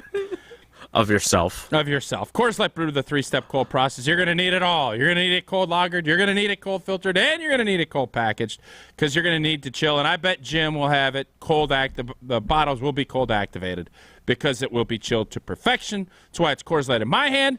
That's why it'll be Coors Light in the J&J party because they need a moment to chill. And they will celebrate responsibly. Coors Brewing Company, Golden, Colorado. If this comes to fruition, I know we're big on social media video posts. Now. There's no excuses. I think we just need to live stream second screen. No. Jesse and Jim watching the game together on Friday of the game that was just completed yesterday. You could make it a doubleheader. Go down there and watch the game with them on Thursday night, live. Sleep over and then watch last night's game the next. Yeah, and then watch Sunday's game on Friday. All right, we need. I don't think you need to do that. Maybe you want to, but if you don't need it, then that's fine too. We're going to play Need It or Don't Need It next. It's Wilde and Tausch. This is Wilde and Tausch, driven by Zimbrick Chevrolet in Sun Prairie on 100.5 ESPN. See their full inventory at ZimbrickChevrolet.com. Take it to the house this season and enjoy tailgating from your own backyard. Tito's wants to make sure you have the best tailgate on the block. You can win game day gear for your next gathering by entering to win at Tito'sTailgate.com. Be sure to enter by November 15th for your chance to win a Solo Stove Grill, a Brewmate Back Tap for batch cocktails, or a Tito's football jersey. For official rules, visit Tito'sTailgate.com. Must be 21 years old to enter. Distilled and bottled in Austin, Texas. 40% alcohol by volume, namely 80 proof. Crafted to be savored responsibly. Pella Windows and Doors of Wisconsin plays at an MVP level. They came in ahead of time, make sure they had all of the measurements. When the Pella people left, you had no idea they had been here. You just had the new window. They're great professionals, Gina, and some of the best in the world at what they do. Right now, pay as low as $19 a month per window or $75 per month on patio doors. Visit PellaWI.com today. $6.99 APR for 120 months. Certain restrictions apply. See showroom for details. Offers end 9/30/2023. Big trucks can be intimidating. If you've been seriously injured in a truck crash, call Gruber Law Offices today. Trucking law can be extremely complicated. You don't want to take on the insurance company alone. Gruber Law Offices has the experience, the resources, and of course, the results. We know truck law. We know the rules and regulations. We know what it takes to win. Call Gruber Law Offices.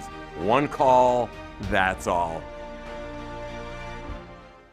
Let's get the latest from Lambeau. The standards have been set from quarterbacks that have been here before us, and you're trying to continue to raise your game until you get to that bar. This is your green and gold fix on 100.5 ESPN. You're going to evolve throughout the course of the season. It's always the fine line of what's too much. This green and gold fix is driven by Metro Ford. Down 17 points headed into the fourth quarter. It seemed like doom and gloom for the Pack, but Jordan Love led a comeback, winning 18-17. A Romeo Dobbs touchdown in the final 2.5 minutes of the game, sealing the deal. The win really meaningful in Jordan Love's eyes. I think it's just confidence for a whole team. You know, the way we were able to stick together, nobody flinched, and able to put up a comeback win like that, down 17. I think that's just a huge confidence booster for our whole team. And more importantly, to bounce back off, the loss we had last week. I think that's just a huge confidence booster, and it brought us all together a little bit closer today. It's a short week for the Packers as they host Thursday Night Football against the Lions this week. Purchase, finance, or service a new or pre-owned Ford at Metro Ford of Madison on the east side today. Former NFL player and Rose Bowl champion Tarek Saleh here for Carbon World Health. Carbon is much more than just another gym. They offer the best recovery in the area. Some of my favorites include red light therapy and cryotherapy. Improve your athletic performance, fitness and training results, speed up muscle recovery and reduce pain, and boost your mood with these simple and non-invasive treatments. Visit Carbon World Health today and ask for the ESPN Recovery Package. That's Carbon World Health. It takes a team to meet just about any goal, and that's as true on the football field as it is in the office. So it's good to know that you have the Gordon Flesch Company on your side. For more than 60 years, GFC has provided cutting-edge office technology for companies of all sizes, and as the nation's largest Canon dealer, GFC delivers the latest office technology, service, and is supported by the most experienced professionals in the industry. That's business technology managed. Visit gflesh.com to learn more. Liberty Station American Tavern and Smokehouse isn't just a barbecue restaurant. Fish fry, walleye, and vegetarian options are available, and they have a menu that's sure to please everyone. Liberty Station smokes their meats daily with a 1,000-gallon custom smoker, giving you the freshest experience possible. Enjoy happy hour with daily discounts on both food and drinks at their large bar with 20 draft taps and multiple TVs to watch the big game. Be sure to check out their sprawling patio with an indoor and outdoor porch area too. Liberty Station off the Beltline on Rimrock Road. Hey, it's Evan Cohen, UW-Madison class of 2002. Join me, Michelle Smallman, and Super Bowl champion Chris Canty every weekday morning from 5 to 9, right here on 100.5 ESPN and Wisconsin On Demand on Wisconsin.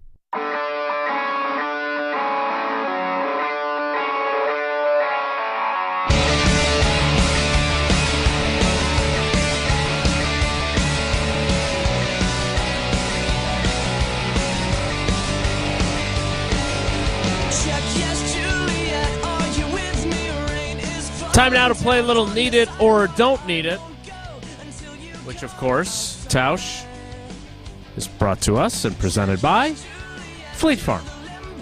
Yes, it is. Let me pull this up quick. We got... Somehow it just went out. Hey, Muskego! Fleet Farm is here. The brand new store is now open. How'd Muskego, they end up not playing last weekend? No, they ended up having a bye on Friday night, yep.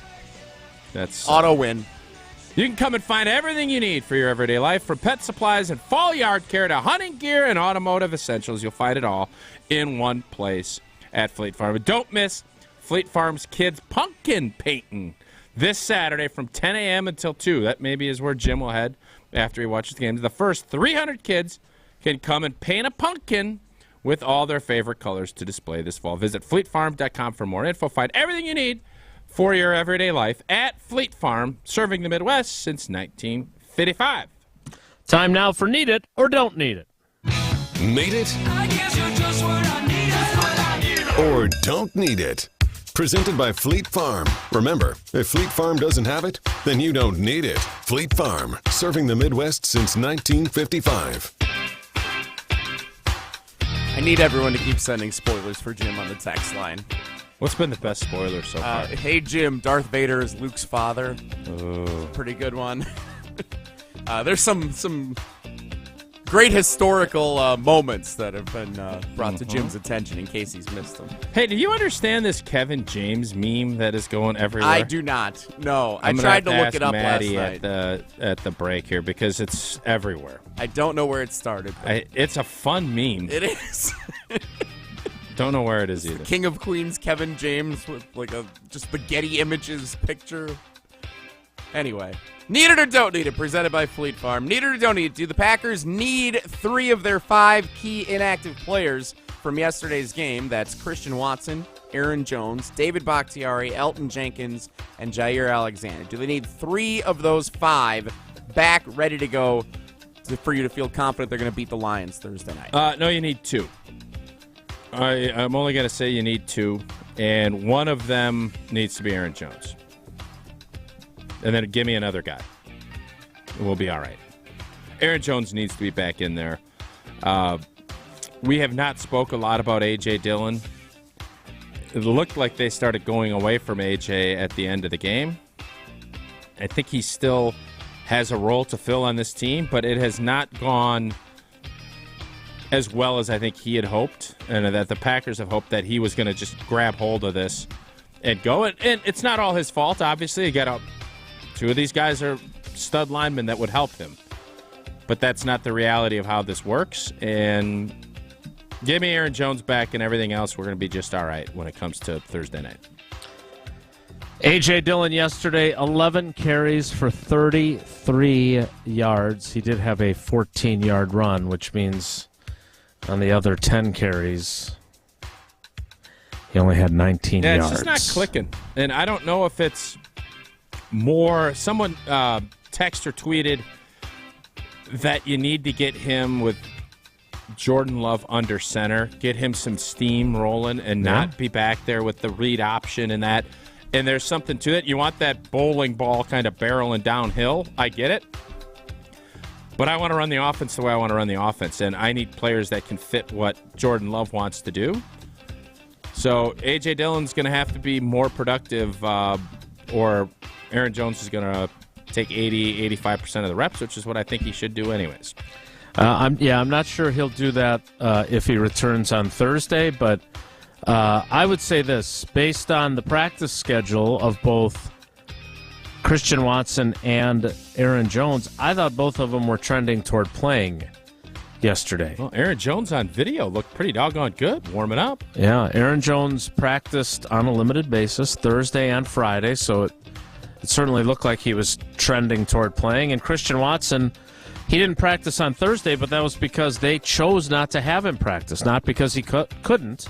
They wanted to give him a day of rest and then have him go back out on Friday. So I was surprised that both of them were inactive. I thought maybe they would get one back yesterday, which again lends some credence to the idea that maybe they were trying to save some guys hoping they could win without That's not them. what LaFleur said. That's not what happens. That's what guys can play. They play. True. That's what he said.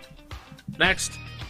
Speaking of A.J. Dillon, need it or don't need it, do the Packers need to scrap A.J. Dillon being the featured back if Aaron Jones misses more time? Yeah. You were just kind of saying, yeah. No, I mean, I think answer. it needs to be more committee-ish and skill set. Give these other young guys a shot, too. And they did. Interestingly enough, and Jason, I don't know the rules on this like I should. 3 times you could be elevated from the practice squad. Wasn't that Patrick Taylor's third practice squad? So he has to be on the roster or he's gone, correct, with Green Bay? Well, he can stay on the practice squad. Yeah, but why would he do that? They can't elevate him anymore. They have to sign him to the 53. And are they going forward? Look, the Emmanuel Wilson story is an incredible story. Division II guy, makes the team coming out of camp. Emmanuel Wilson had 2 carries for 6 yards yesterday. Patrick Taylor had 3 carries for 6 yards. So, yes, you would like... I feel like A.J. Dillon is the running back version of Josh Myers. That you wish he was doing better than he is, but the alternatives aren't significantly better either. Going to be a lot of sellers coming up. We got a lot of teams selling players. Right. But as of right now, that's where things stand. So, they like Patrick Taylor a lot. They feel like he's a crucial special teams guy. Who's that Notre Dame guy that we had on the roster for like 10 years? Notre Dame guy. He played last year. He kept bouncing around. Everybody kept saying he's going to get a chance. He's going to get a chance. No, he's not. Dexter, maybe? Is his name Dexter? Mm-hmm. Jason? Dexter Williams? Was that his name? Yes. He was a 6th-round pick, 2018-ish, maybe? Look, all I know is that they need to get more production from the run game from somebody other than their quarterback. And if that's Aaron Jones coming back, great. It is. That's what they need. That's what you would love for it to be. Next. Last one in Need It or Don't Need It, presented by Fleet Farm. The Chicago Bears got steamrolled again yesterday by the Kansas City Chiefs, with the world watching, with Taylor Swift in attendance. Do the Chicago Bears at 0-3 and not looking good at all need to start thinking about tanking the draft Caleb Williams, number 1 overall? I saw a few tweets suggesting they should do that yesterday. No, they don't. They need to get some credibility back with their franchise. The owners need to sell the football team, and they need to reboot because it's a hot mess. You think if you add Caleb Williams and Marvin Harrison Jr., which is what, because Carolina's pick is going to be pretty good too, they're going to be any better with that group? Their O-line isn't very good. They have, and their defense somehow has gotten worse. Bears you can always count on good special teams, good defense, and if it's opportunistic enough, you can win some games. That's been their formula. This ain't working. Tanking for Caleb Williams. Caleb Williams will say, I don't know, man. This organization's a hot mess. I can make $15 million at USC. I'll just stay here. I'll wait another year. So, no. I don't think that's a smart idea for the Bears. Not at all. And by the way, they're not going to need to tank. They're bad enough. They're not going to win. If you gave me a prize picks projection and it was anything more than 3, I would bet a large sum on the less. I don't know how they get to 4 wins. I just don't see it. They're so bad. But there's other teams that are not as bad. But I think the Bears at some point, pride will kick in and they'll gut out a couple of wins and it'll be like they won the Super Bowl. They haven't won in 13 or 14 weeks, man. They've lost 13 in a row. Going back to last There was year. a caller off air earlier who pointed out he didn't end up coming on the air, but the Broncos gave up 70 yesterday and are 3.5-point favorites at Chicago next weekend. Yeah, this might be their best. This might be their last best chance. I don't know. Well, Minnesota stinks too, so they'll have 2 cracks at those guys. It's going to be tough sledding for them. 3 or 4 wins would be a really good season for Eberflus, whatever it is. He ain't going to be around. I think they're going to reboot this whole thing because again, it's just bad. The Bears' next 4 games: home against the Broncos, at the Washington Commanders, home against the Vikings, home against the Raiders. Oh, I could win all 4 of Raiders those. are bad, too, though. The Raiders are a bad operation, too. There's just a lot of bad Bears teams. could get hot here, get over 500. They won't. There's definitely a lot of bad teams. They are going to look. The McCaskies aren't going to. They're descendants of George Halas. No, they'll sell the team. They're not. Why? Because you think they should? No, I think it's pretty well known in the NFL circles that what's the older lady's name, Virginia? Mm-hmm. When and if she's 100-something, I'm guessing they have. There's a lot of rumors going around that it's going to be your guy, Jeff Bezos, looking at that. Don't be shocked. I think that is going to happen. There's a lot of tax implications when you have a transfer of that sort. Don't be surprised. That's all I'm going to say. More like Jeff Bezos, am I right? Pretty good. Virginia McCaskey is indeed 100 years old. Man, good run. It's a real good run. Sister Jean is even older, though, right? Sister Jean's got her beat. Mm-hmm. Chicago elderly icons.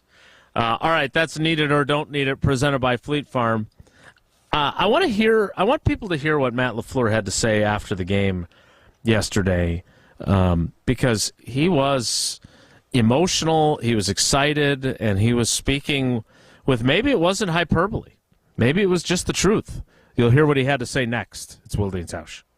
This is Wilde and Tausch, brought to you by Grassland Butter. Grassland Dairy is Wisconsin. Learn more at grasslandbutter.com. Mark Tauscher here for Zimbrick Chevrolet in Sun Prairie, the name you can trust. Well, I've told you for a long time about the incredible service team at Zimbrick Chevrolet, but they continue to make the experience, which is already great, even better. I recently took my Chevy Tahoe in for some routine maintenance, oil change, all that good stuff, and I received real-time status updates via text to see how things were going. And not only that, but my guy Jason, no, not Wilde, Jason from Zimbrick Chevrolet, shared that I could text him any questions as updates continue to come my way. Just another way the service team at Zimbrick Chevrolet in Sun Prairie continues to evolve and improve as a best of Madison operation. You can take my word for it. Zimbrick Chevrolet is truly the name you can trust. View inventory, schedule a service appointment, and learn more about all they have to offer at ZimbrickChevrolet.com. That's ZimbrickChevrolet.com. Zimbrick Chevrolet, the name you can trust. Rah. Pella Windows and Doors of Wisconsin present your Badger Minute. Here's Alex Strofe. This Badger Minute brought to you by Stoughton Trailers. Big trailers and big opportunity at Stoughton Trailers. Positions now open in production, operations, finance, sales, engineering, supply chain, and more. To apply today, go to stojobs.com. The Wisconsin Badgers get a win in their Big Ten opener on the road Friday night at Purdue. Here's head coach Luke Fickell after the game. Any road win in this conference is a big deal. You couldn't ask for a better night than tonight. I mean that on all phases of it. I mean, a beautiful night, a Friday night, great crowd, a great environment. And for us, we came out and we played pretty darn well. In particular, in the first half, we had been slow, and there's not one thing that we said that we did different to come out the first half and play a lot better. The Badgers now enter a bye week before returning home for homecoming on October 7th as they play host to Rutgers. Right now at Pella Windows and Doors of Wisconsin, pay as low as $19 a month per window or $75 per month on patio doors. Visit PellaWI.com.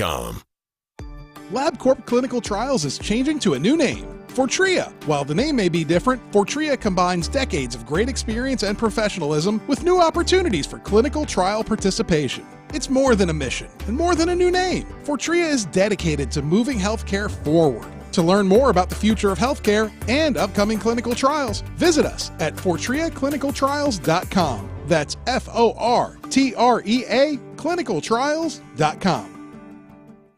If you want a fresh twist on surf and turf, look no further than North and South Seafood and Smokehouse. Inspired by their time living in the Alaskan Gulf in southern Texas, owners Keith and Aaron brought together unique culinary backgrounds to create a truly authentic American restaurant here in Madison. After expanding to 2 more locations in DeForest and Verona, you can savor smoky, wood-fired barbecue and freshly prepared seafood from around the country. Explore their full menu and dining options at eatnorthandsouth.com. That's eatnorthandsouth.com. Members of the Prairie Athletic Club need to play the new Prairie Pines Golf Club in Sun Prairie today. Prairie Pines' new ownership and management team were put in place by the Prairie Athletic Club this summer. Enjoy a renovated pro shop and 50 new golf carts. Golfers of all skill levels are welcome. Come see the difference at the new Prairie Pines Golf Club. Visit prairieathletic.com for tee times and membership info. That's prairieathletic.com. Prairie Athletic Club. Family fun community. It's Chevy truck season, and with a Chevy Silverado, there's no such thing as an uphill battle. With a Chevy Silverado, you can take on the mountains, or you can move them. Because with impressive towing capability, an available 13.4-inch diagonal touchscreen, and a choice of powerful engines to pick from, whatever your mountain, there's a Silverado with the capability you need. See your Badgerland Chevy dealer today. Tito's wants to make sure you have the best tailgate on the block. Win game day gear by entering to win at titostailgate.com. Enter by November 15th for your chance to win a Solo Stove Grill or a Brewmate. For official rules, visit titostailgate.com. Must be 21 plus to enter. Follow me, everything is alright. I'll be the one to tuck you in at night. And if you want to leave, I can guarantee you won't find nobody else like me.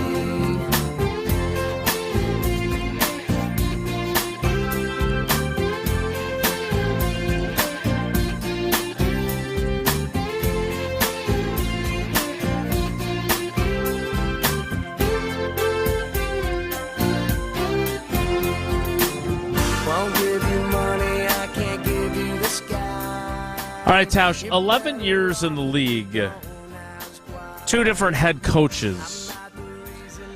Do you remember times where either Mike Sherman or Mike McCarthy might have gotten swept up in the moment? I mean, I remember a confrontation with Warren Sapp in Tampa where I think Mike Sherman got swept up in the moment. Put a jersey on! I still think that was a great moment. Yeah, Mike Sherman would have got crushed. He would have. But I love the fact that he did it. Yes. Thank you. I would agree.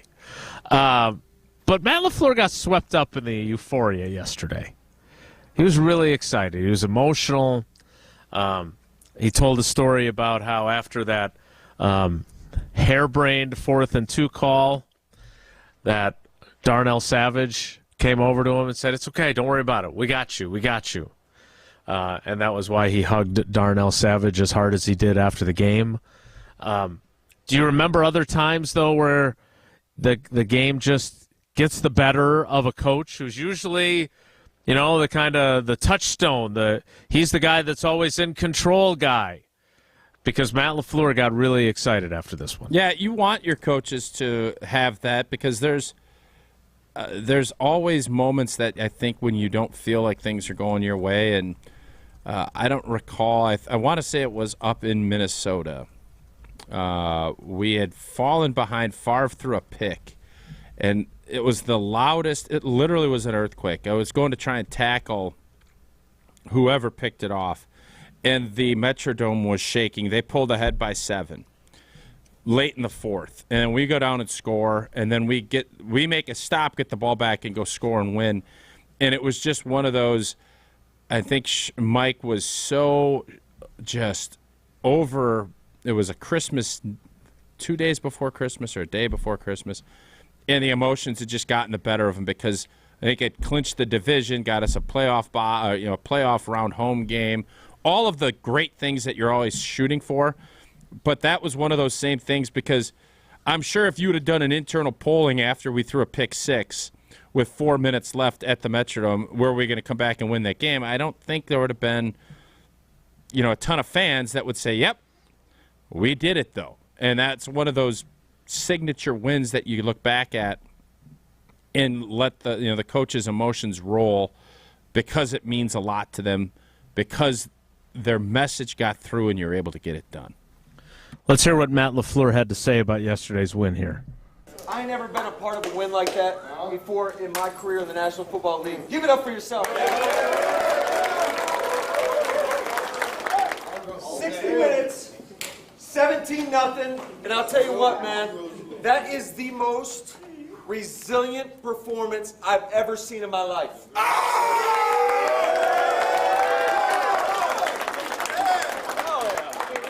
It's hard not to get emotional about it, fellas. I'll tell you what. It's all you guys. It's the love in this locker room. It's the dogs that we have in this locker room. There's a lot of guys that made this thing possible. All right. I love the I'll tell you what, man. Give it up for Give yourselves. it up for yourselves. That's not the... Typically, it's like when politicians will say, clap! Tell me to clap! What's wrong with give it up for yourselves? They did a great job. I think, listen, Matt LaFleur wears his emotions on his sleeves. He gets irritated. He gets mad. He gets salty. And he also gets emotional because he is not an old school coach. He is new-aged. He's younger. And he is much more in touch with his emotions than some of us older folks are. That's an awesome thing. And the fact that you can have those conversations like Jason just mentioned with Darnell Savage, those human connections, that's what this is all about. That's why yesterday was so special for him, because it matters. And I don't care about all of his verbiage and if it's Newt Rockney-esque. Doesn't matter. It matters that the guys in that locker room respond to him, and they do. And that's why whoever called earlier and was kind of getting after Matt LaFleur, today's not the day to do it. Yeah, there's plenty of things that were bad about yesterday's game. But none of them trumps the great things that did happen in that fourth quarter. We'll kick off the 11 o'clock hour with some more of the positives and negatives that we saw. I do want to get further into this penalty issue. And Marcus tweeted in a question that I want Tausch to help answer because, yeah, it's not like these guys are doing these things on purpose, but they're a problem. They got to figure it out. That's one of the negatives from yesterday. We'll talk about that when we kick off the 11 o'clock hour, which we will do in 2 minutes. So stick around. It's Wilde and Tausch. Don't go anywhere. Another hour of Wilde and Tausch, presented by Pella Windows and Doors of Wisconsin, is coming up next on ESPN Wisconsin, the ESPN app, and Wisconsin On Demand. Since 1956, Holman Lindsay Paints has been making paint in Wisconsin for Wisconsin. Because of their commitment to making great paint for Wisconsinites, Holman Lindsay has grown over the years to 26 locations in this great state. Headquarters in Sun Prairie with a state-of-the-art facility, Holman Lindsay has the paint you need to make your job better. From do-it-yourself to professional, Holman Lindsay has paint for everyone. Visit one of their local locations today in Madison, Sun Prairie, Middleton, and Janesville. Hi, this is Dave Kane. You're listening to Madison's Home of the Bucks, a good Karma brand radio station, 100.5 ESPN WTLX, Monona, Madison. Broadcasting live from the Everlight Solar Studio, this is your Metro Kia of Madison Sports Center. Good morning, Madison and streamers everywhere. I'm Jesse Nelson, Sports Center, brought to you by ESPN Wisconsin College Game Day. Join hosts Colin Russo, Brad Nortman, Chris Orr, and Adam Mertz 2 hours before and immediately after every Wisconsin football game this season on ESPN Wisconsin and Wisconsin On Demand. The Green Bay Packers trailed 17-0 entering the fourth quarter yesterday afternoon, but they score 18 unanswered in the final 15 minutes to win the game 18-17 over the Saints. It was Jordan Love's debut as QB1 at Lambeau Field, the home opener for the 2023 regular season. Love 22 of 44 passing, 259 yards, 1 touchdown, and his first interception thrown for the season. But that doesn't tell the story of the entire game. Among the Packers' inactive players yesterday, running back Aaron Jones, corner Jair Alexander, offensive lineman David Bakhtiari and Elton Jenkins, and wide receiver Christian Watson. And despite all those players being out, the Packers matched the largest fourth quarter comeback in team history to come back and beat the Saints yesterday. Reactions continue all day on 100.5 ESPN, including more Wilde and Tausch next. Metro Kia of Madison, Madison's trusted Kia dealer. Stop into Metro Kia on the east side of Madison or metrokiaofmadison.com.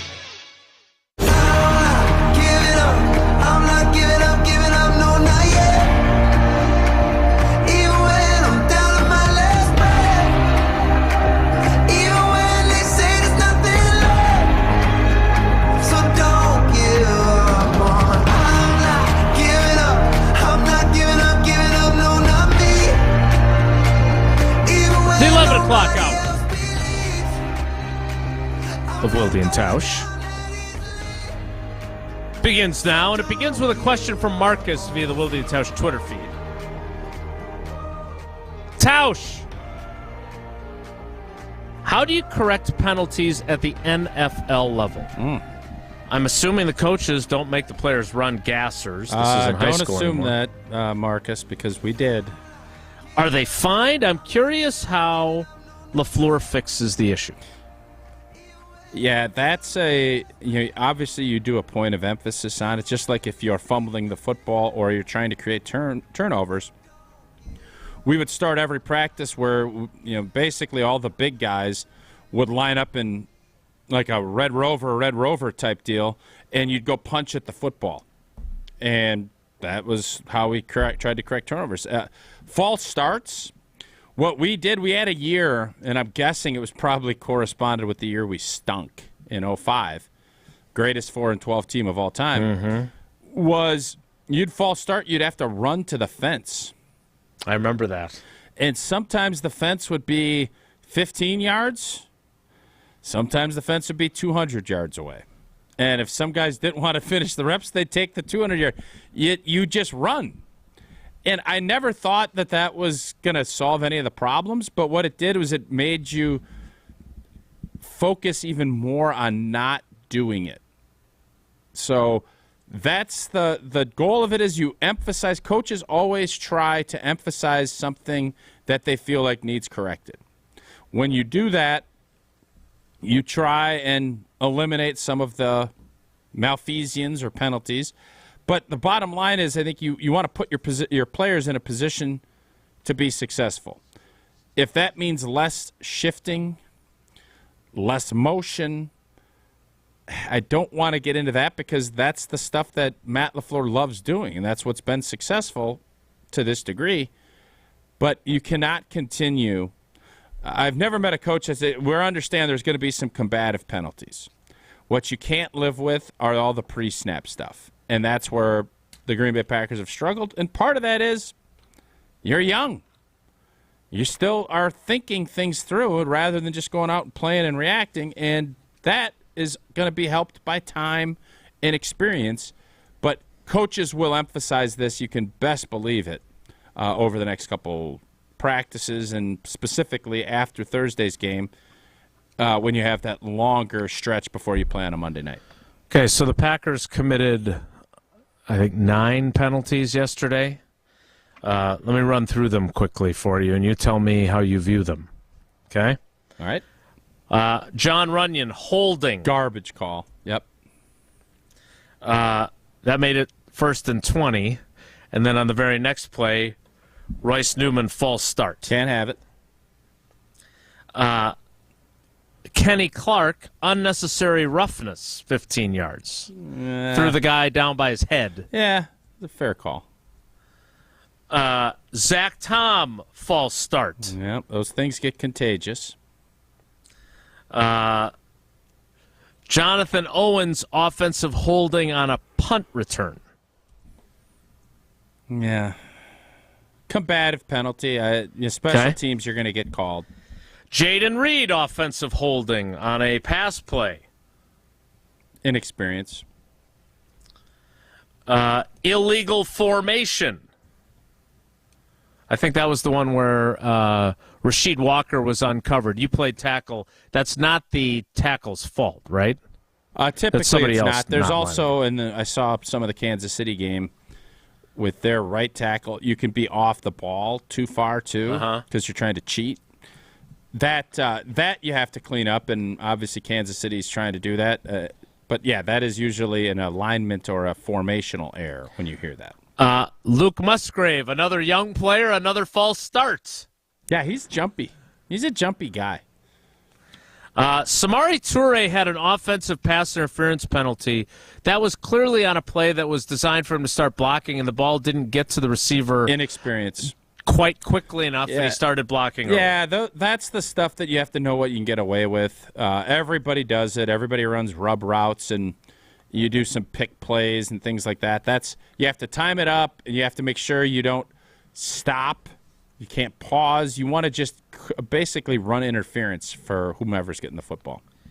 And then Rasul Douglas had a holding call against him, and J.J. Enagberry also had a holding penalty called on him in the fourth quarter. So those were the penalties yesterday.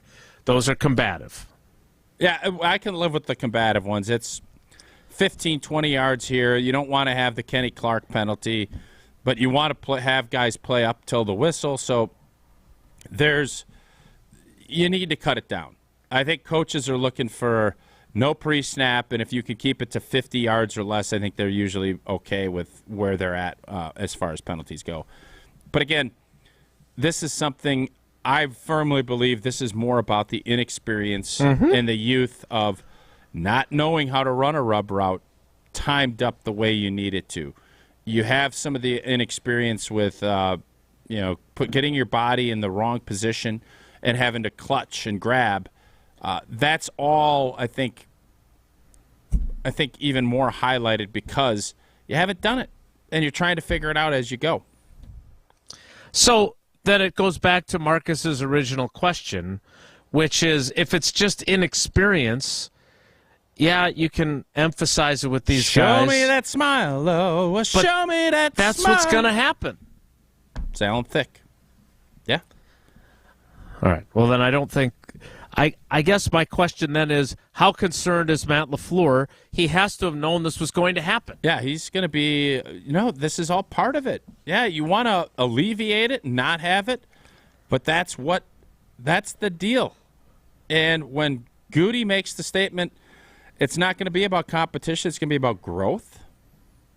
Yeah, this is what it is. This is growth. And with growth, there's growing pains. And with there's growing pains, there's Kirk Cameron. Alan Thicke. I got to figure out a couple more new names. Why do you keep leaving Joanna Kearns off the list? Because I don't know who she is. That's the mom. Yeah, that's why I don't recall. I'm an Alan Thicke guy, Kirk Cameron guy. You are an Alan Thicke guy, yes. You are also a Rashawn. Seemed like a shot. No. Didn't it, Jesse? Seemed like a shot? I think any shots have been thrown by anyone. I didn't correct you when you mispronounced Enigbare's name. That's not how it's pronounced either. So I'm working on Nag. It's Nag. So I'm trying to get Enagbare. Yeah. That's not what you said. I like Enagberry. Enagberry. I like that. It's fun. One name that we don't get wrong is Rashawn Gary. 3 sacks, 4 quarterback hits in 23 snaps. That's some out-of-this-world efficiency. I don't know how much longer he will be on a limited snap count. They do like Kingsley Enagbare.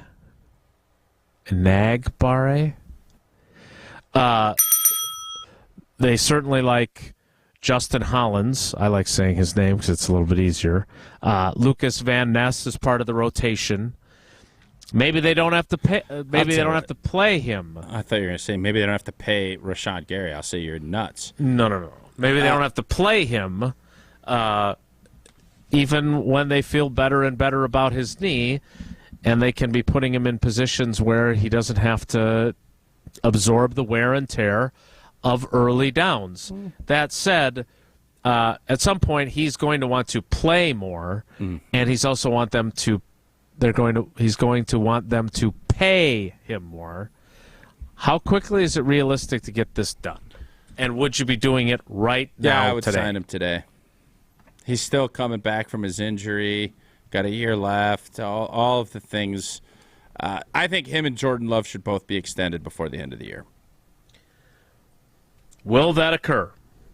We'll find out. I don't know. I would think Rashawn Gary, if he's going to want Nick and or Joey Bosa money, I think he's going to be more likely to get Joey Bosa money. Are the Packers going to want to do that? No. How's that going to work? He's only helping himself by having 3 sack days and 23 rushes. But I also like, you mentioned Lucas Van Ness, and he's dinged up a little bit. I think he had a shoulder last week. Elbow. You still see that power. He just, that's why I always thought, even if it's just going to be about power this year, he's still going to be a viable player for this group and going to contribute, and he's done that all over the place. But as far as will the Packers do that, they had 53% of their salary cap is in New York, off the team, or on the sideline yesterday. Ken Ingles, I think, is the guy's name who does cap stuff. Does he work for 565 Analytics? Did you expand your staff? I threw it out to 5. I did my own research, which I never do, for game night. Did a little bit, did some rounding errors, and I had it at about 50%. I did some rounding errors. I said 50% of the salary cap was not even available to this team yesterday. And then I think someone tweeted at our analytics team took Sunday off, which they deserve. Geriad. I see they're trying to recruit Jim and Sockville to join the staff on Twitter today. 53% of your salary cap's gone. That means that big chunk of Aaron Rodgers' money is going to be coming back live next year. The cap's going to go up.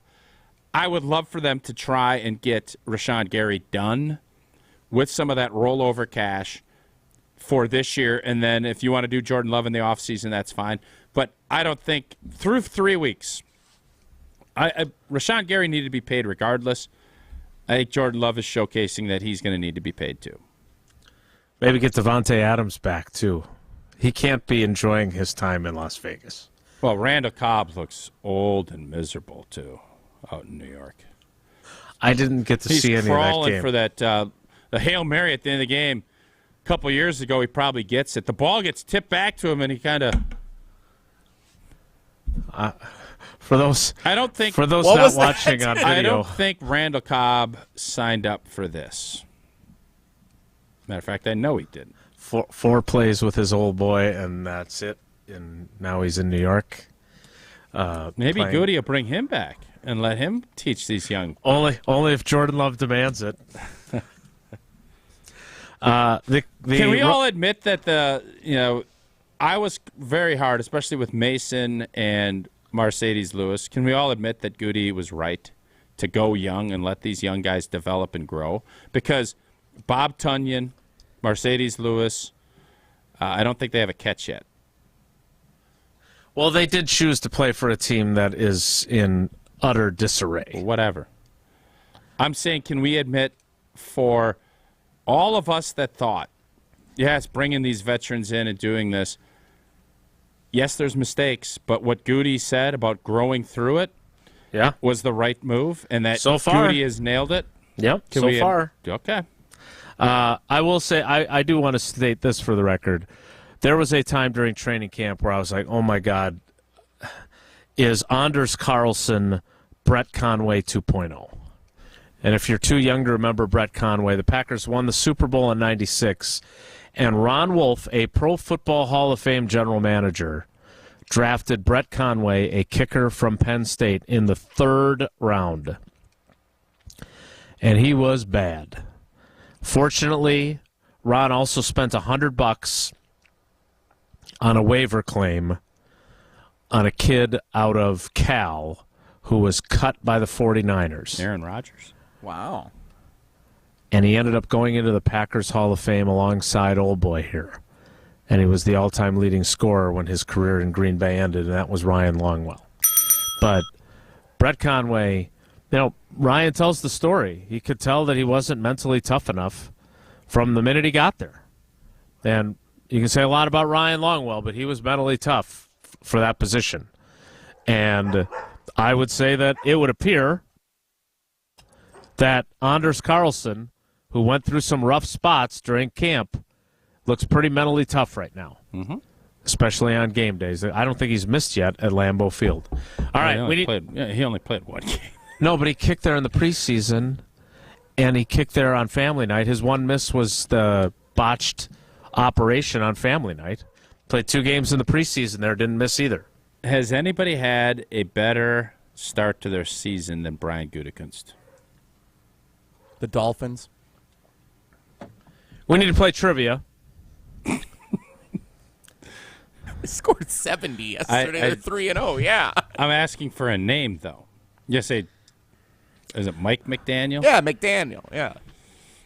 Yeah, it's a fair one. I'll give you that. We need to play trivia. Kyle Jesse, Shanahan, maybe. Shanahan, they're 3-0. Shanahan had to cut their guy, but he just got a fat new extension with John Lynch. Okay. Goody. Goody. Goody. Goody. If Tampa wins tonight, they'll be 3-0. Baker Mayfield. Okay. Jesse, what's today's category and what caller would you like? Sports Weekend Recap returns today. What number was Goody at lacrosse? Let's get Goody's number. The Sports Weekend Recap is today's category. I had listed on here caller 18 for the 18 points the Packers scored to come back unanswered. And yeah. Mm-hmm. Good do one. it. Sounds good to me. Caller 18 844-770-3776 844-770-3776. Wilde and Tausch Trivia is next. It's Wilde and Tausch. This is Wilde and Tausch, presented by Pella Windows and Doors of Wisconsin. Call Gina Della from Pella today, 855-PELLA-WI, and online at PellaWI.com/radio. Grassland Dairy is built by tradition right here in Wisconsin and sustained by innovation. Since 1904, the Wheatrick family has worked with hundreds of dairy farmers to consistently produce the highest quality dairy products. Grassland's commitment to quality starts with the way their dairy farmers care for their cows and carries through every step of their innovative processing and delivery. They are proud to offer a wide range of reliable and nutritious dairy ingredients. Grassland Dairy is family owned in Wisconsin and has been crafting butter for 5 generations. Hey, it's Hunter Vaughn. ESPN Madison and Zimbrick Honda are celebrating the area's best high school sports stories with the Game Changers of the Month. Follow ESPN Madison on social media to see teams making an impact in their community. Nominate your local team today at ESPNMadisonGameChangers.com. Ben Brust here to tell you about the Princeton Club. I joined the Princeton Club because I was looking for a place I could invest in my health, and the environment and the community I have felt has made it so easy for me to incorporate it into my everyday life. It doesn't matter where you're at in your fitness journey because they have something to offer everyone. It also goes beyond fitness. From the moment you walk in the club to the moment you walk out, there is a togetherness felt throughout the members and staff that keeps you going for your better tomorrow. Don't wait any longer and get started on your fitness journey today at PrincetonClub.net. That's PrincetonClub.net. Dash the Dane. That's right, Great Dane Pub and Brewing Company has expanded their delivery offerings with DoorDash. New customers get $5 off your first order of $25 or more. And don't forget, Dash Pass subscribers always receive free delivery. Order delivery today at GreatDanePub.com or on the DoorDash app and get food delivered from the Great Dane closest to you. Downtown, Hilldale, Fitchburg, or East Madison. Great Dane Pub and Brewing Company, Madison's home for craft beer and pub food since 1994. Hey, it's Bobby Portis, and I love playing basketball in Milwaukee. When I drive down the lane, I move fast and make sudden moves to drive to the hoop and score. But when I'm behind the wheel in the driving lane, I control my drive. I don't speed or make sudden movements. Speeding and reckless driving are the leading causes of traffic injuries and deaths in Wisconsin. Do what I do. Control your drive. Don't speed. Don't be reckless. Zero in Wisconsin. Together we can save lives. Wisconsin DOT.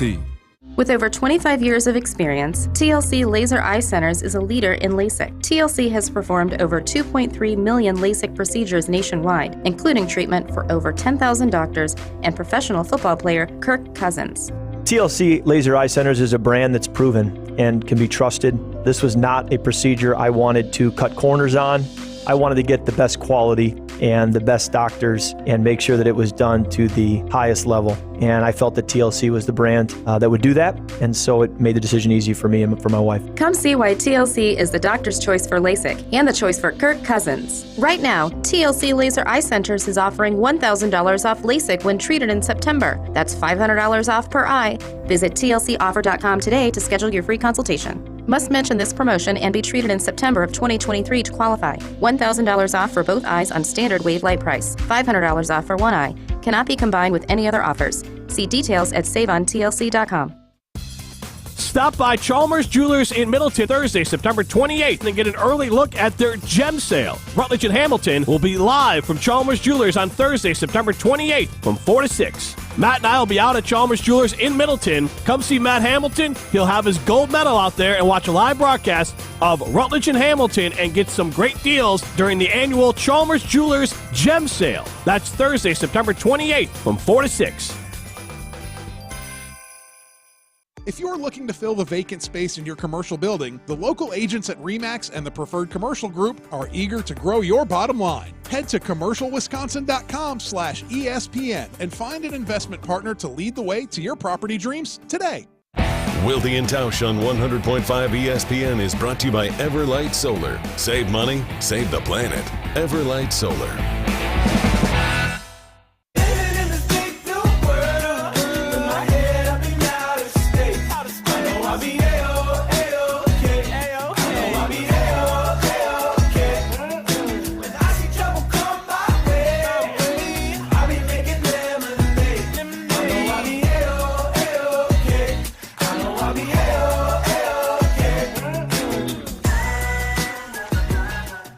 Time now for trivia. Let's welcome in our contestants. I will not ask if they taped the game yesterday and are waiting until Friday to watch it. Good morning, Brad and Baraboo. How are you today, buddy? Good morning. How are you guys doing? We are outstanding. That's good to hear. Hopefully trivia goes as outstandingly. The category is the Sports Weekend Recap. Mark Tauscher, you have question number 1. All right, Brad. Which of these pop music superstars was in attendance cheering on the Kansas City Chiefs yesterday, fueling rumors of her suspected relationship with tight end Travis Kelce? Oh, yeah. Is it Taylor Swift, Miley Cyrus, or Cyndi Lauper? I'll say Miley Cyrus. You were watching with Jim yesterday, weren't you, you rascal? Brad was hanging out with Jim yesterday. I should have said Taylor Swift, right? Yeah, you should have. Yes, you should have. You could have said Cyndi Lauper. The results would have been the same. I was thinking that might be a little different generation there, but, you know. Yeah.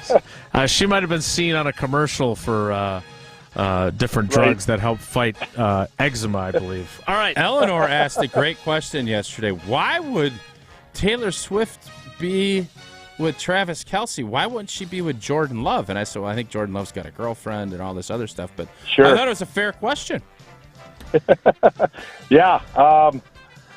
That's a good one. Better question is, why isn't Miley Cyrus with him? Because then you would have gotten it right. She's hanging out with Jimmy Fallon too much. All right. Let's bounce back. Is she? Oh. I don't know. Let's bounce back. We did take care of the perfect week fairly early. Unless just wait a second, Brad. Unless you want to go Chicago Bear in it and try to go perfect week the other way. Get everyone wrong. Sure. Oh yeah, that wouldn't be good, but we can try. Okay. The Bears. And just for Eleanor's edification, Taylor Swift is 33. Travis Kelce is 33. Ah, okay. Jordan Love is 24. Just wait, how old's Paula? She's a lot younger than you. I'm just saying that Travis Kelce is the same age as her. That's all. Okay. So it's not like she's dating nothing but a number. It's not like she's dating Aaron Rodgers. Yep. Could have been in the same And class. Miley must be in her early 40s, probably. I don't know. I'll fact check that. You asked this, I'll go check that. Yeah. How old is Kevin James? Miley Cyrus is only 30. Oh, wow.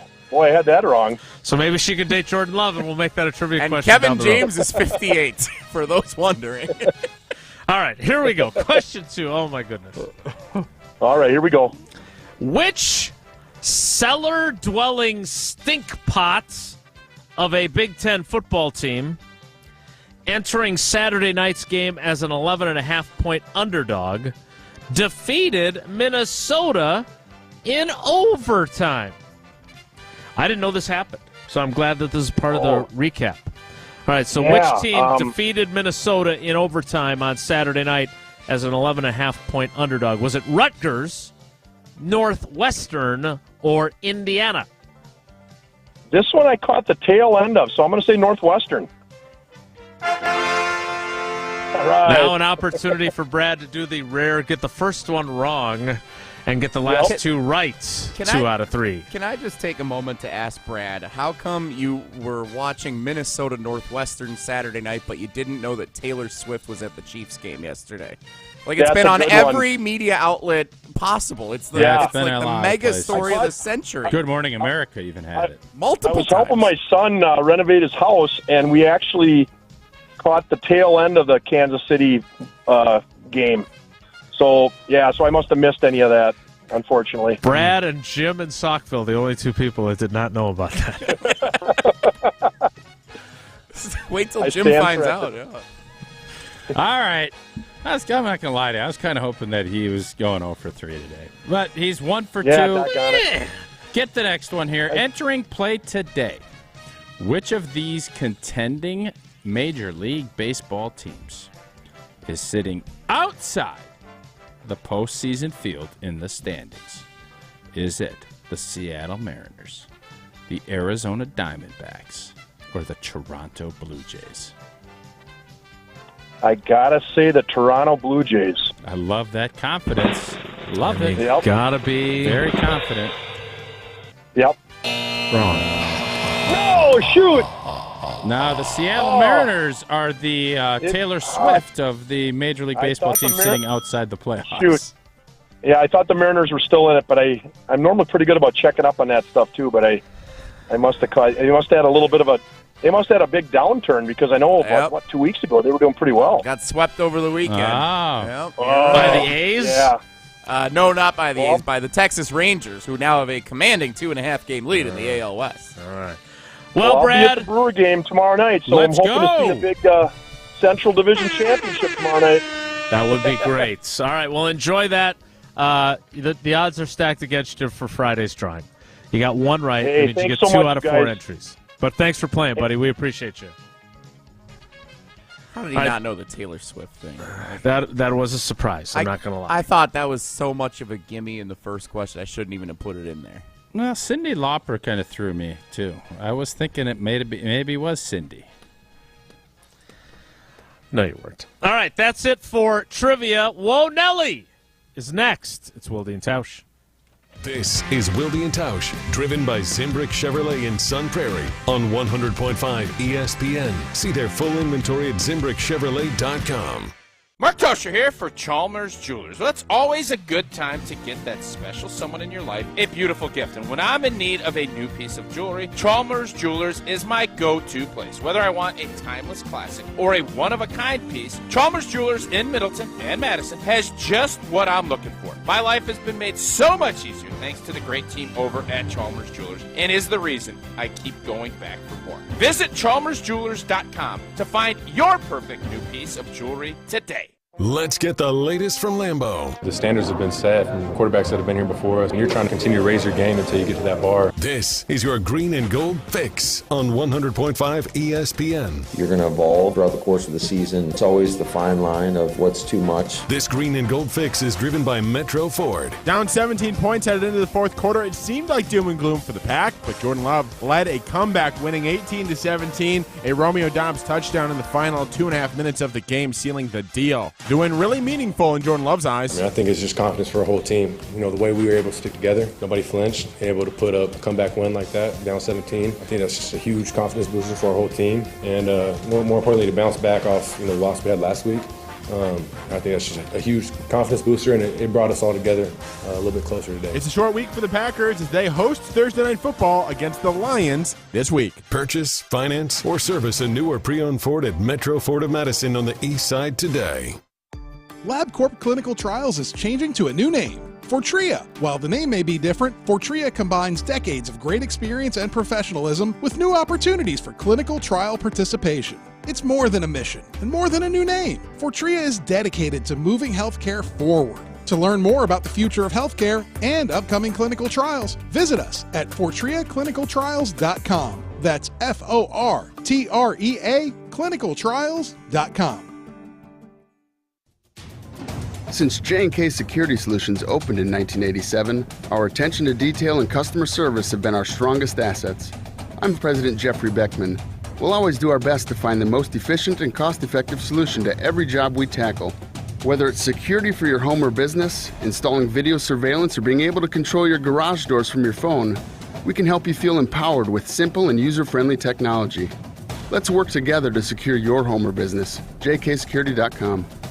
Got a get-together, but having a hard time getting it together? Pasquale's Cantina caters. From small, intimate get-togethers to big family gatherings. Try a crowd-pleasing Pasquale's Cantina taco or fajita bar, or ask about our custom menu services. Customizing your event the way you want it is a great way to please the family and easily satisfy any dietary restrictions. In the taco bar, you're going to wonder why you didn't do this sooner. Bringing the flavors of the Southwest to the Midwest. Pasquale's Cantina. Online at pasqualescantina.com. Hi, Dave from Canopy Wealth Management here. Our team has years of experience, which has prepared us to guide you through your life transitions and help you achieve your financial goals with confidence. We're fiduciaries and will never back gimmicks or instruments that chase single-day returns or put your long-term goals at risk. At Canopy, care, competence, clarity isn't just a tagline, it's a promise. Go to canopy-wealth.com to get started today. That's canopy-wealth.com. Pella Windows and Doors of Wisconsin plays at an MVP level. They came in ahead of time, make sure they had all of the measurements. When the Pella people left, you had no idea they had been here. You just had the new window. They're great professionals, Gina, and some of the best in the world at what they do. Right now, pay as low as $19 a month per window or $75 per month on patio doors. Visit PellaWI.com today. $6.99 APR for 120 months. Certain restrictions apply. See showroom for details. Offers end 9/30/2023. Tito's wants to make sure you have the best tailgate on the block. Win game day gear by entering to win at titostailgate.com. Enter by November 15th for your chance to win a Solo Stove Grill or a Brewmate. For official rules, visit titostailgate.com. Must be 21 plus to enter.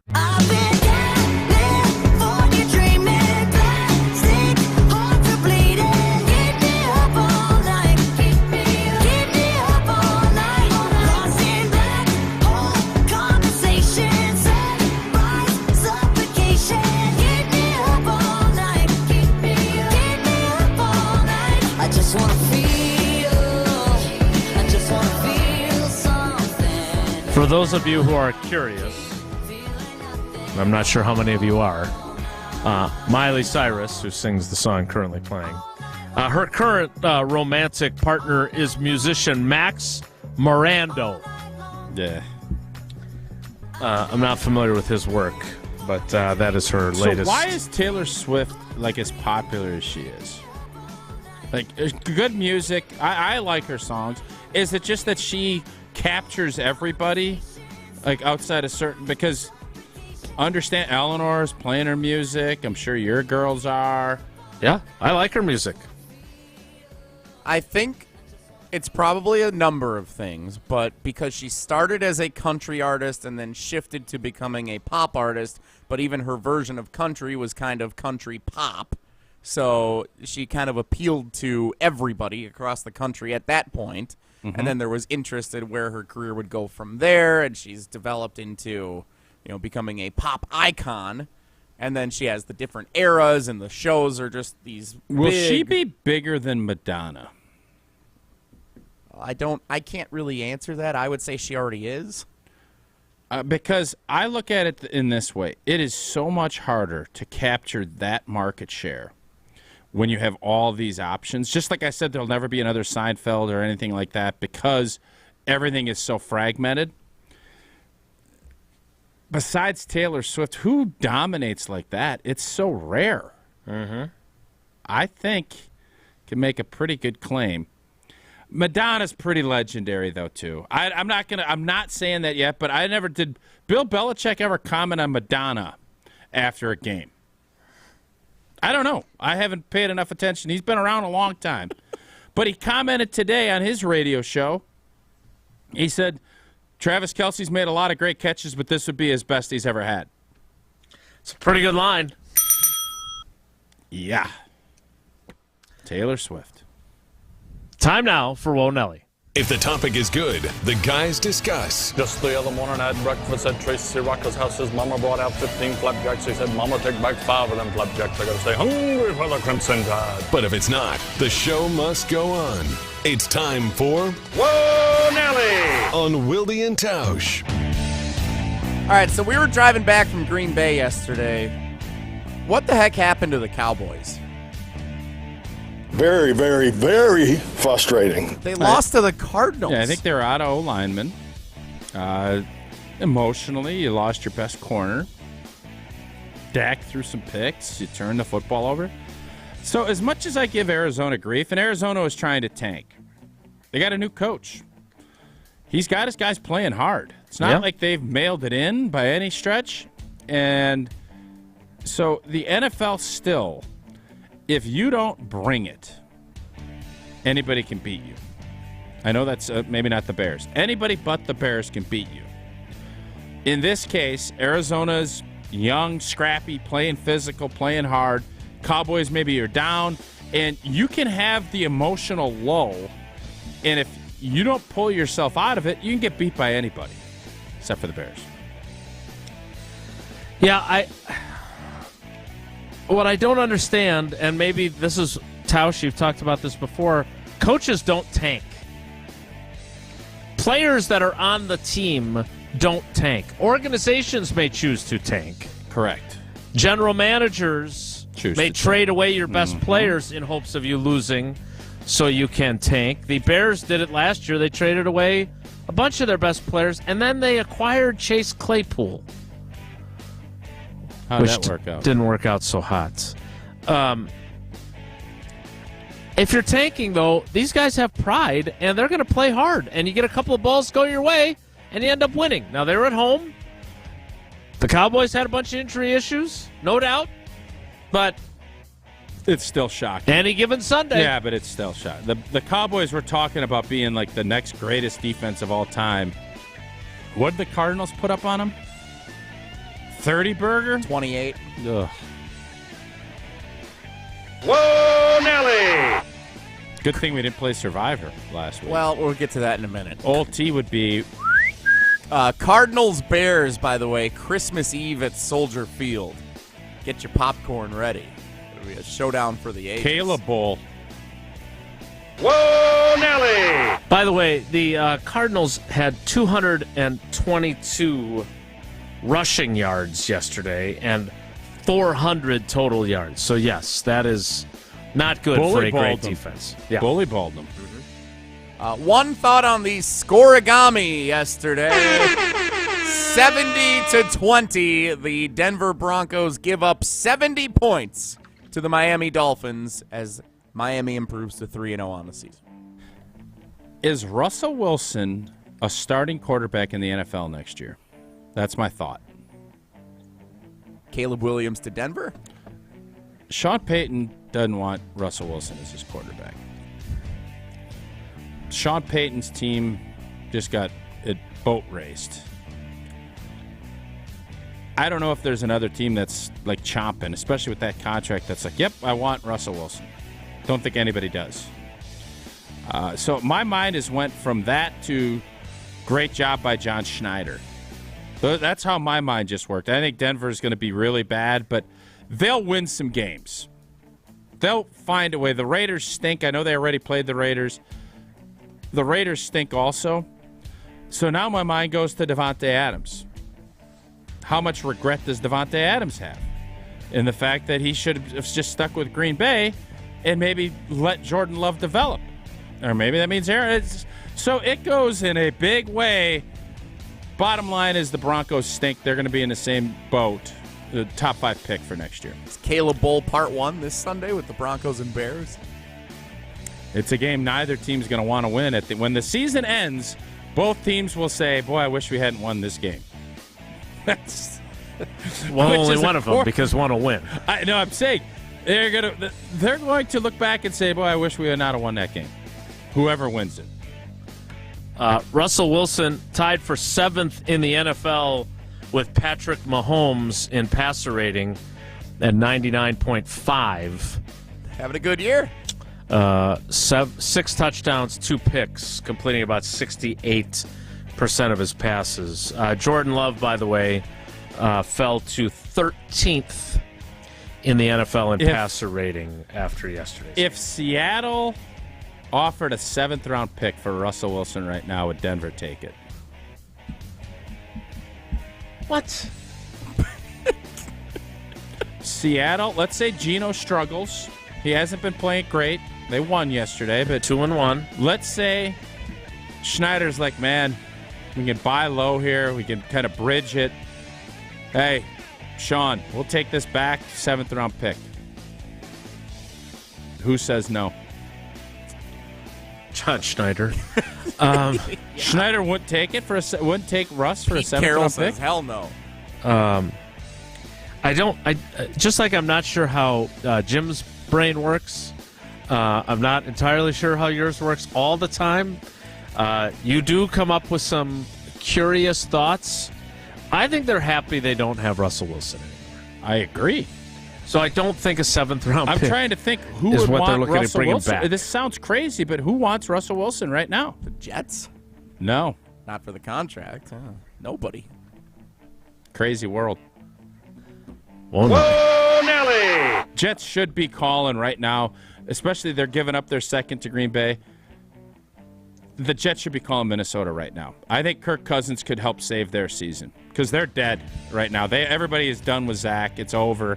It's done. So you get 1 year with them.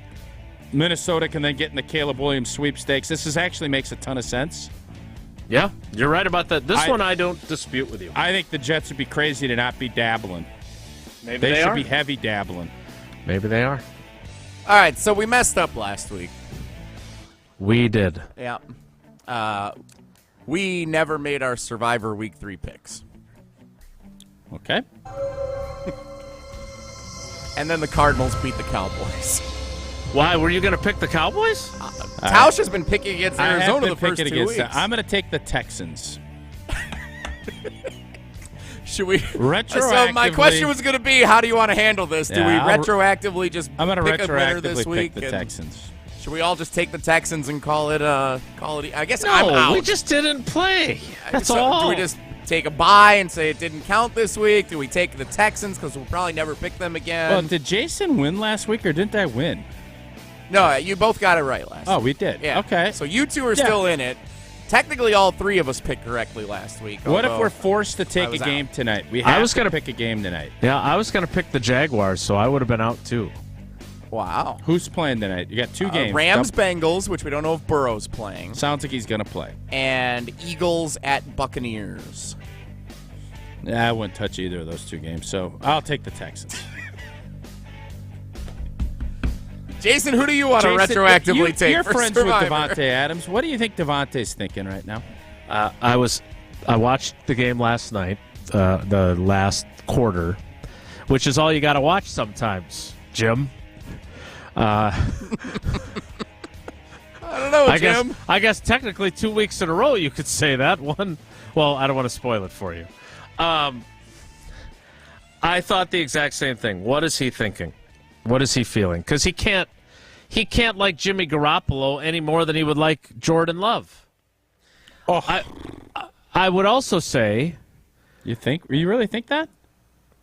yeah, yes, not now. I'm talking about when he made the comment about not knowing about what the future was going to hold. And this isn't a slight of Jordan Love, but it was a slight on Jordan It was Love. a definite slight of Jordan Love. Yeah, Jordan Love, upward trajectory. Jimmy G, downward trajectory. He'd have been better off with Jordan Love, it would appear. Now, again, Jordan has to continue to show that he can be consistently accurate. He had a couple throws yesterday that I think he would tell you he did not like where he put it. But he is growing, green and growing, again.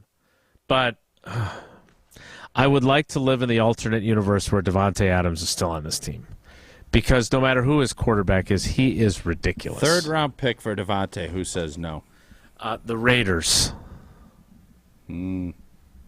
Christian Watson for Devontae straight up. Who says no? Would you say yes to that? That's why I asked the question. The No. I'm asking you, Christian Watson cover of Madden. Would you make that trade? I am not getting rid of Christian Watson, but I'd have to think long and hard about it if you made that offer. But I'm not. I'm going to pass, which sounds crazy. How certain are you on the durability of Christian obviously, we're not certain at all. Mm-hmm. Okay. Now you answer. Devontae for Christian Watson, yes or no? You can take Samori Toure too. Who else can I throw in to get Devontae back? Jesse, would you take Devontae for Christian Watson right now? I'm okay moving on from Christian Watson if it means Devontae Adams is coming back. Christian Watson's not going to be on the cover of Madden. He's going to be on the cover of the Grey's Anatomy title card on Netflix because he can't stay healthy. He's never on the show. That wouldn't make any sense. He's never been on Grey's. Oh, because you've never said anything that didn't make sense. Seahawks offer a 7th for Russell Wilson. Who says no? You don't think that's an intriguing question? The Seahawks, it's pretty public knowledge. The Seahawks don't want Russell Wilson back. So, no, they would never They do would that. have never traded him for one first-round pick back then. They got the haul of a lifetime to do it. And then you could you could pull back and say, Russell Wilson, Jason just said it, he's the 5th best quarterback in the league according to QBR. Passer rating, I'm not QBR. Starting to think passer rating might be a flawed stat if Jordan Love's 13th and Russell Wilson's 6th. Maybe. We'll wrap things up as we get ready for Matt LaFleur to talk at 1:30. Stick around. It's Wilde and Tausch. This is Wilde and Tausch, brought to you by Grassland Butter. Grassland Dairy is Wisconsin. Learn more at grasslandbutter.com. Olsen Toon has been customizing both residential and commercial outdoor living spaces since 1997. Matt Hamilton here from ESPN Madison. For over 50 years of combined experience in their management and design teams, Olsen Toon has become one of Wisconsin's premier building and landscaping outdoor living firms. Landscaping and maintenance, irrigation, concrete work, pools, and more. If you have an outdoor living need, Olsen Toon is here to help. Go to olsentoon.com to get started on your home project today. That's olsentoon.com. Rah. Pella Windows and Doors of Wisconsin present your Badger Minute. Here's Alex Strofe. This Badger Minute brought to you by the Great Dane Pub and Brewing Company, Madison's home for craft beer and pub food since 1994. Find the Great Dane nearest you at greatdanepub.com. The Wisconsin Badgers get a win in their Big Ten opener on the road Friday night at Purdue. Here's head coach Luke Fickell after the game. Any road win in this conference is a big deal. You couldn't ask for a better night than tonight. I mean that on all phases of it. I mean, a beautiful night, a Friday night, great crowd, a great environment. And for us, we came out and we played pretty darn well. In particular, in the first half, we had been slow, and there's not one thing that we said that we did different to come out the first half and play a lot better. The Badgers now enter a bye week before returning home for homecoming on October 7th as they play host to Rutgers. Right now at Pella Windows and Doors of Wisconsin, pay as low as $19 a month per window or $75 per month on patio doors. Visit PellaWI.com. Life's better with an auto policy from American Family Insurance. No matter what dreams you're driving towards.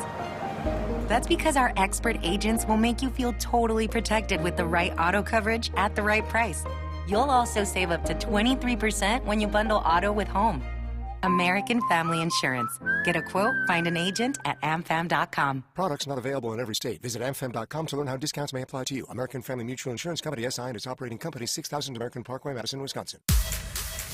At Starion Bank, they pride themselves on being a super community bank. Small enough to show they care about you and the communities they serve, while being large enough to make big things happen. With 3 Madison area branches in Middleton, Sun Prairie, and Monona, Starion Bank is here investing in your community while offering valuable personal and business banking services. Start your experience with Starion Bank today by going to starionbank.com. Member FDIC.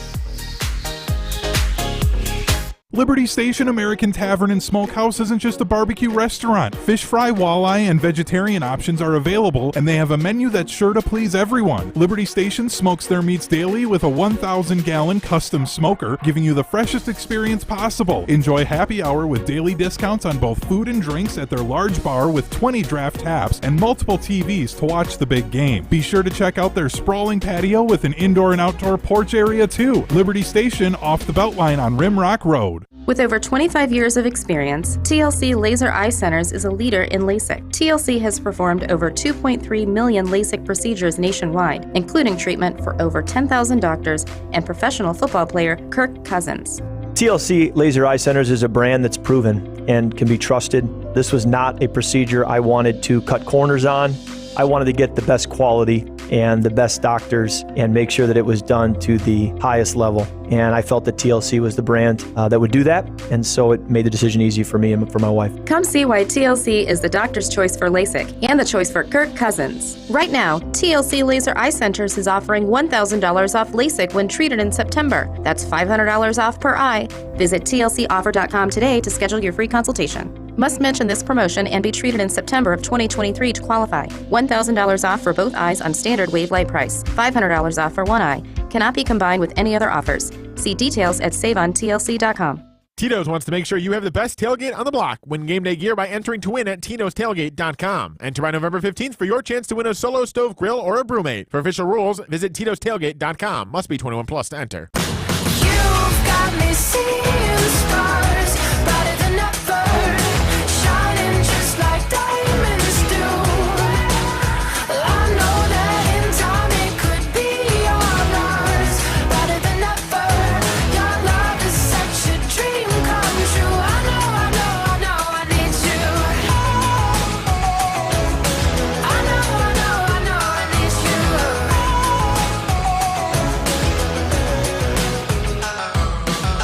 There's a love I've been keeping aside, and you're the missing puzzle piece that I've been trying to find. Hey, So, Jesse, you were telling me in my ear that you'd lost Tausch.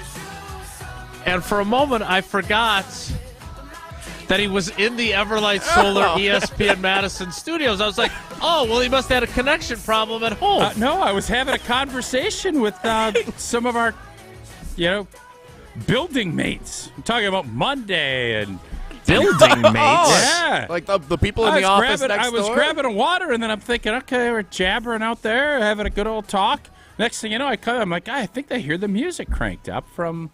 Interesting. Great to have you back. I forgot he was in the Everlight Solar ESPN Madison studios. Like, we lost Tausch. Well, unfortunately, I forgot about that, too. See if we can get a connection. Matt LaFleur and the coordinators are talking today on the short week. Tausch, the biggest question on your mind after what happened yesterday? I don't have a ton of big questions outside of the injury. And with the short week, how much of that went in. And you're not going to get a great answer on that, so he's already kind of went through that. But the injury and where this team is at with how many big-time players were unavailable yesterday. And Zach Tom leaving late. But the injuries is always going to be – it always is the case on Mondays after games, and it's definitely no different after the big win yesterday. Can I ask a question or propose a question for Jason? Quickly. Is he mad that both games against the Lions are on short weeks when that's probably going to decide the division title this year? He'll never answer that. He won't, but that's a really good question, which we can talk a little bit about tomorrow. Thanks for coming along for the ride with us today. Tausch, you can go back to your hallway conversation with your building mates. That's it for us today. We have our big digital-only show we're excited about. Oh, God. At least some of us are. Very excited. Thanks for coming along for the ride with us today. Have a great day. Take care. Be good. Miss any of today's episode of Wilde and Tausch, presented by Pella Windows and Doors of Wisconsin? Commercial-free full show podcasts are available free on Wisconsin On Demand. Mark Tauscher here to tell you a little bit more about Everlight Solar. We all know that electricity costs are on the rise. That's why you need to talk to my friends over at Everlight Solar. Their local team here in Madison is here to keep it simple. From your